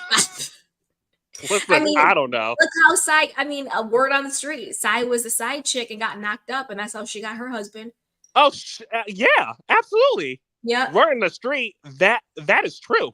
And then Psy also said she was a sugar baby. Again, Oh, she said it herself on the show. She said she was a yeah. sugar baby. Well, she worked at his bar. Yup. I mean, Mm-hmm. I Was mean, dipping it and doing it, got knocked up, and then he was married at the time. You Because know she what? was caught lying about when she got married last season, and everybody came with the People receipt. found out. People found out that she was lying because she was trying to be all high and mighty, like, well, me and my husband, and people were like, really, Sai? All the receipts. That's why she came back this season. I'm in therapy. I'm working All on myself contrite. because, Mm-hmm. girl, you got told all the way off. Uh-huh. But speaking Mhm. of the marriages, I know Yeah. that a lot of people last season were talking about Jessel and Pavan and being like, he might not like women, but Yeah. I actually think that she might like girls. I think that they are, like I said, they came together and said, let's oh, just I be nice. can't with this. I Do you know can't. what I mean? No, I'm I agree. serious. I think I they think came together because and said, there's no let's do sexual life. chemistry You between do these two. you, I do me. There is no sexual chemistry between these two at all. And that's fine. I don't doubt at all. Like, I'm sure that they would give their lives for each other immediately if need be. And I think that maybe he didn't want to get married, but I'm sure she was like, damn, I need to get married because my mother and my father are breathing down my neck. So I think that's his what I parents, think. I think both of them had their family pressuring them. And so Probably. they were like, oh, let's just, I love you as a friend, you love me as a friend, I'm gonna do me, you're gonna do you, but let's just get this little family unit going to get these people off our back. Have we ever seen them kiss? I've never seen them even whisper to each other in a sexual way. Like nothing. Like like she said, there's more sexual chemistry between Pave and a piece of a fried chicken between her. Yeah, she keeps saying they're best friends. We're best friends, and I believe that. I Mhm. mean, I I think they believe that are best friends. couples, lots of couples say that, but I believe that that is very true for them. They are friends, and that's just just it. think 100%. I feel the same way Candy does. It's just like an arrangement type of thing, like to pull it, 100%. to spell it out. That's kind of what it is. I mean, I think her liking girls is somewhat of an explanation. Well, maybe for her awkwardness, because she's just a little bit like how you said that nervous energy. Yep. I don't know. I just see her, because she's around, I now just think she's two awkward. confident lesbians. I'm like, uh-oh. I just think she's awkward because Or that. she's just got some weird disposition about her. Like her general disposition is just awkward. I mean, I remember just the first clip of when they first introduced the fake New York last season. They when you had her say to what's her name, Erin, oh, Tribeca, that's not quite Upper East Side. Tribeca's an up and coming. I know. Right? She's just pretending. Oh my god. She's I just know. pretending. She doesn't know what she's talking about. And that's why they're not really in New York. And the way she acted around the MTA, like it doesn't matter. Like even if you don't use MTA or whatever the case may be, if you are New York, you never crap on the MTA. Oh, we sure do. It's just that everyone takes it anyway. But not the way she did though. True. We all take it anyway. you take it anyway. No, you complain about it, like, oh, it's late, it's this and that, but not how she was. Not how she was like, I've never used this. Whoa, right? Yeah. Like it was like a trip to like the moon or something. I mean, that was when I pressed the mute button. You sit there and you're like, oh, it's gross, it's nasty, but like, let's get off. Like, let's go to the F, let's go to the J, like whatever. Boom, boom, boom, boom. Not the way she was. I mean, that was just cringe, and to me, I mean, it's the same thing in London. Like people rely on the underground. Like literally, without the underground, you would be in like you can't 2 hours of traffic because.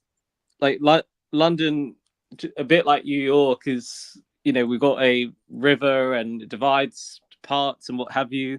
Mm-hmm. Like the way that she went about it was just. She could have played it differently too. Like she could have pretended to. I think what she should have done was just put on her nicest fur and just sat up on that train like, ooh. What's going on? Huh. That would have been a vibe. Like That that's would a have been a little vibe. more, that's unrealistic too, but that's a little bit more of more of an honest character for her, perhaps. Or at least, I don't. Oh, Jessel. Get off the show. Get off the show, Jessel. She's acting like a tourist because she is one. Nobody really She in is New a York tourist. would act like that. You wouldn't have that disposition getting on the subway. You would just be like, okay, whatever, it's here. Boom, boom, boom, whatever. You wouldn't be like, oh my God, what is this place? I mean, I hate Jessel, welcome to New York. Is this your first time here? I mean, they don't even do that on Made in Chelsea, and that's all. Yeah. See? Caddy, you messaged me about it coming back. Yeah, the first 2 episodes are out. Is that on Peacock? Like, is that how you watch it? Your way? No, I watch it through VPN and My Way for Channel 4. Oh. Yeah. And I don't have. I wouldn't say it's the worst we've ever seen, but since Liv and Mark Francis have departed, it's not the same. And Sam Thompson, those 3 when they left. But are you going to recap Salt Lake City tomorrow or Friday? I'm gonna do Salt Lake tomorrow and then OC Friday. Because to me, I can't with what I saw. Pretty much, what wannabe center of attention Mary is going at it at the MVP Lisa Barlow. Ugh. Wait, I like Mary this season, but you know that her house is in pre-foreclosure, right? That's why she's delivering. That's why she's being a real cast member. Didn't the church get closed? I'm very confused about what's going on with that church. But what I do know about that house is that I only see Robert's name on it. And we all know how Robert got that house. So I'm thinking he doesn't care if it falls into foreclosure. So he lives in Florida or something. Yeah, he lives wherever else, away from her. Yeah. And wait, that's CIA why agent, she's how much is suing the house people worth? too. CIA agent, how much is the house worth? I would have to look. Probably I want to say 5+ million. 5+. And it's going to foreclosure. Ooh. Well, unless she can make some payments, which I do think she will be able to. Because now she's showing that's why she's delivering on the show, because she needs those coins. Yep, because she's a main character again, so she gets paid more. And that's also why I believe she's suing the people who run the company's finances too. So she's suing, and it's really funny how all those people that she's suing, those are the same people, along with Mary and Robert themselves, that her mother was suing when the grandma died. I was like, look at this. Woo. You guys did all this mess, and now you're trying to sue them, Mary. Like, I mean, that's a mess, but like, I would say her energy is better than half of the other cast. It's like, to me, I enjoy her. to me, I enjoy her now. After Meredith, and after Lisa Barlow and Meredith, I'll probably put Mary as my third, if I had to give a hierarchy.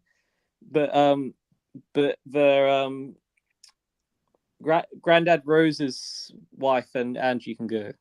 Whitney, Angie can kick rocks. I can't with Whitney. I cannot. Her voice, and like, I can literally see how slow the wheels turn in her head.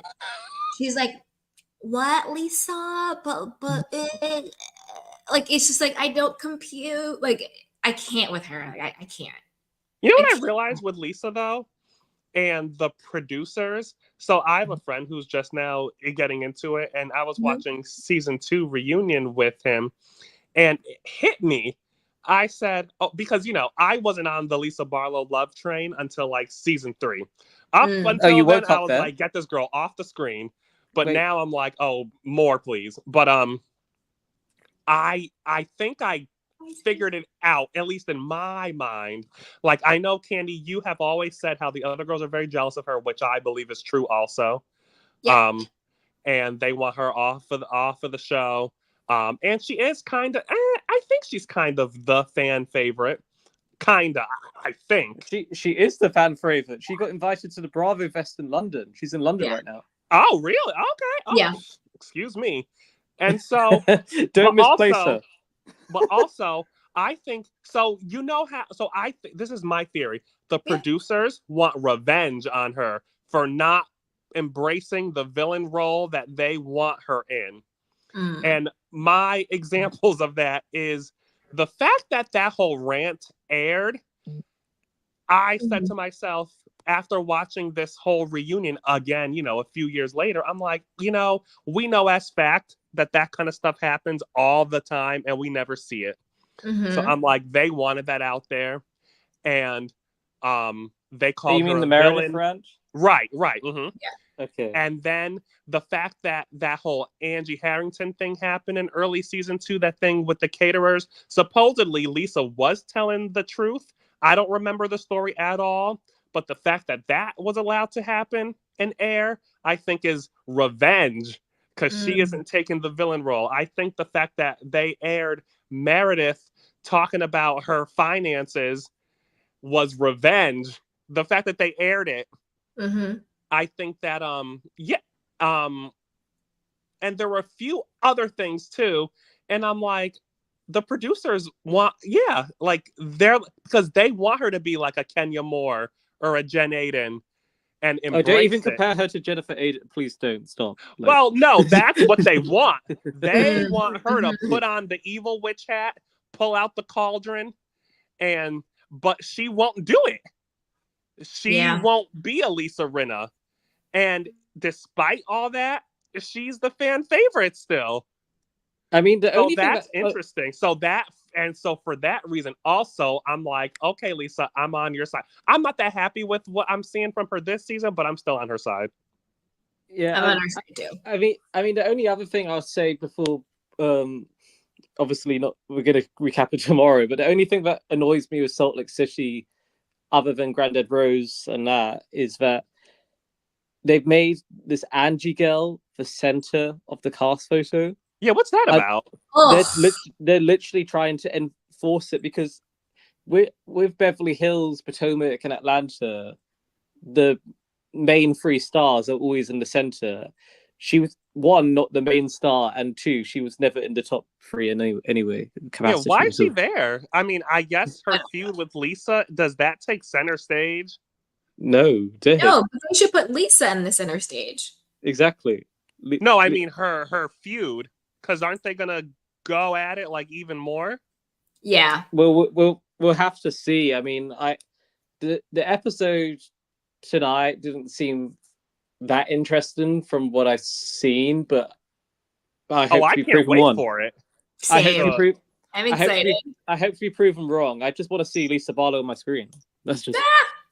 Well, the episode they're showing tonight is at that event where Heather and Mary are gonna get into it, and then Whitney's supposed to go to Lisa and be like, "You're the one who told everyone I have AliExpress," which is true, Whitney. Like, are you serious?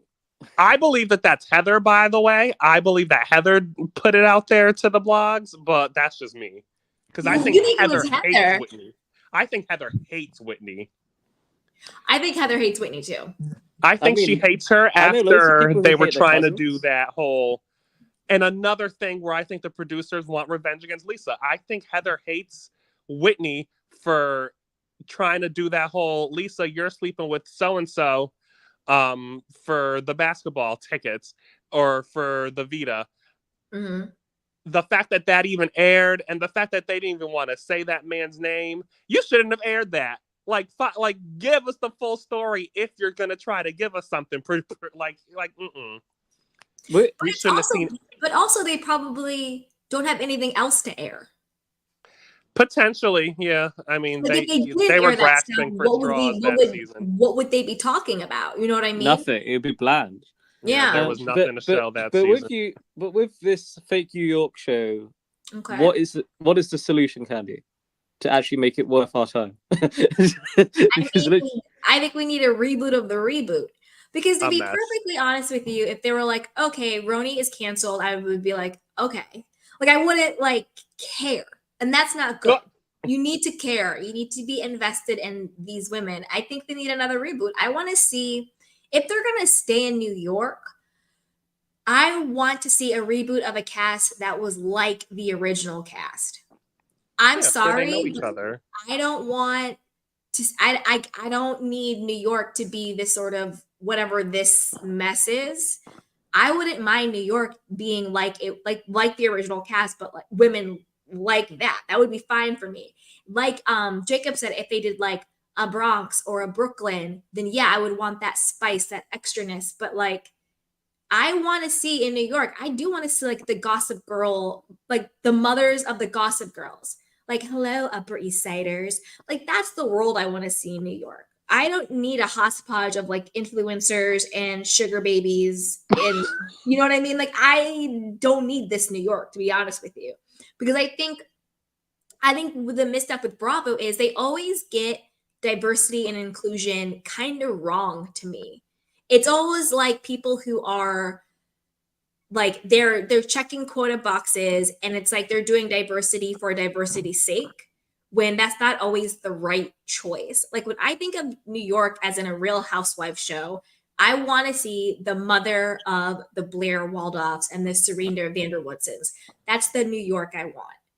And I think they could have done a reboot with women like the Sonia Morgans, like that, but with like real money and all that, like different situation, but like that same sort of flavor where I think it kind of just picked diverse women and threw them in a hodgepodge to be like, see, we're representing New York, so diverse. And you get this hot mess of people. Like, and so I think that's kind of where they did the messed up wrong, where they like think they're being diverse, but they're actually being like tone deaf and kind of offensive with it. So to me, that's where I would go if I was going to do New York again. I would do like the mother of the Upper East Siders. Like that's what I would want to see. But I think they could do a different city or a different borough or something like that and do like Jacob was saying, like with Miami, like those women are that subculture of Miami, that microcosm. Same thing with like Jersey. That is that very Jersey Italian culture that we get a sneak peek into, or even New York has different neighborhoods or different bureaus and things like that they could look into, which I think if they wanted to do more quote diversity, they could do that. But for New York, I want to see like the mothers of the Gossip Girls. That's what I think of New York. When I think of New York, I think Gossip Girl. And then so if you're going to do a Housewives, it should be the mother of the Gossip Girls. That's what I would do. And I think that would be really interesting. And I think that's something that all of the franchises are missing is that demographic of women. Like we really don't have it. Like we really don't even have it in the OC. We don't really have it. We don't really have it anywhere where it's sort of like that group of women who are like wealthy and fun and great. Everyone's like those women won't film, but I think we could find women who would. I kind of want to see something like the season 1 to 4 Beverly Hills before Renna came into the equation. That was the epitome of Beverly Hills. Mm-hmm. I mean, like when I saw Lisa Vanderpump and Adrienne Malouf's homes and even Camille Grammer's, like that was like, okay, I've seen everything in one episode of what this culture and this lifestyle they're living. Mm-hmm. I don't want, and it's kind of that directness. But they could do Real Housewives of Staten Island even, and just like like just find a genuine group, exactly, and film it. And unfortunately, exactly. It's so annoying with the diversity conversation because it's like, for example, I didn't watch Game of Thrones expecting to see people who look like me on there. I just didn't. No. Like, and sometimes it takes you out of it. And it's like what they did with the Hulu show, which I think they did good. And that's why with like the mom talk, they're not being diverse in that. It's a group of white girls dancing on TikTok because they're in Utah and they're Mormons and they're mom talk. And I love that show and it's going great. Just got greenlit for a second season, 22 more episodes, and it's great because diversity isn't just like, oh, we need to get a minority in here. When I think of diversity, I think of what is a group or subculture of people that is new and interesting to the rest of the world. You know, so like even like the mom talk, to me, that's diverse to me because there are a bunch of white Mormon girls dancing on TikTok and having sex with each other. So, you know what I mean? That's the whole my. thing. They were Mormons. They were Mormons girls on TikTok, and then it got exposed that they were all swinging with each other and each other's husbands, and they're like, oh no, Mormons. I watched. Believe me. So there's that, but they weren't like, we need to do diversity harder in here. That wouldn't make any sense. But then you also have shows like Love and Hip Hop Atlanta, where it's like it wouldn't make any sense just to hire a couple of white people in there just to put them in there. No, right. It's like that'd be so- you know what I mean? It's like a full black cast, and that's even its own like little world. Like, what does that world of like hip hop in Atlanta look like? Like, I love Love and Hip Hop Atlanta. We just got the finale episode. I watch every week, and I absolutely love it because even though I'm black, that particular world is so foreign to me. Like the Atlanta hip hop scene, like I'm not a part of that, and I love the drama and the dynamics and the friendships and this and that going on because that's a whole different type of culture that I'm not a part of that I love to watch. The same way I love watching the white Mormon girls dance on TikTok on Hulu. I love that too, because that's also a culture that I am not a part of, but I find so interesting. So I think it's the producers really need to start thinking about how do we just find these subcultures of people that are interesting and authentic and true friendships that the rest of the world would find interesting, because other than through this show, they would never experience or identify or understand this type of culture of people. You know, I watched Made in Chelsea and I'm not a part of like, you know, the posh London scene, but I absolutely love it because that's a world I'm not a part of, but I think it's so cool and fun. Exactly. Doing things like that, you know? But Candy and I are going to get scarred when we have to watch another 8 episodes of The Res Cheetah. Yes. Oh. That I mean, that's literally going to be the pain of the reality television world. But I agree with what the two of you are saying. I kind of feel that there are some times where it just seems like just in life like a tick a box situation.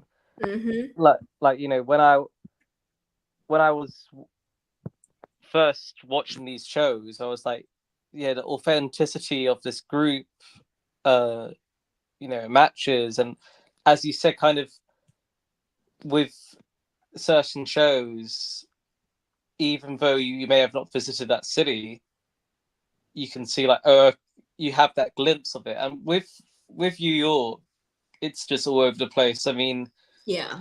And I just think it's hard to watch. And let's be real. I mean, maybe the people in the comments will hate me for this comment, but if it got like cancelled for like, or put on hiatus for like 3 years, and they were like trying to think of a solution, and they had hypothetically someone like you, Candy, to help it actually come to some success, would you be crying that it's not on our screen for 3 years? Like, no, really. I would be celebrating that they put me a job as a producer in television. Exactly. That's what I would be doing. I would get to work. I did my job. Yeah, but it's like what was I gonna say when you were saying that? Something about New York. I forgot what I was gonna say. I forgot what I was gonna say. It's the forced diversity. It just kills everything. It kills everything. And the thing is, they don't need to force diversity if they cast authentically, where it's just like for example, when Candy Faraday said, when they first introduced Salt Lake City, I sure as hell wasn't expecting Jen and Coach Shaw, right? Because I don't think that was a quote diversity hire. They found a unique group of people that authentically had diversity, quote diversity, which was just other just other races oh my God, you're hanging out with an Asian woman who's married to a Black guy. Whoa. You know what I mean? So it wasn't even like a diversity hire. They found women who were already friends.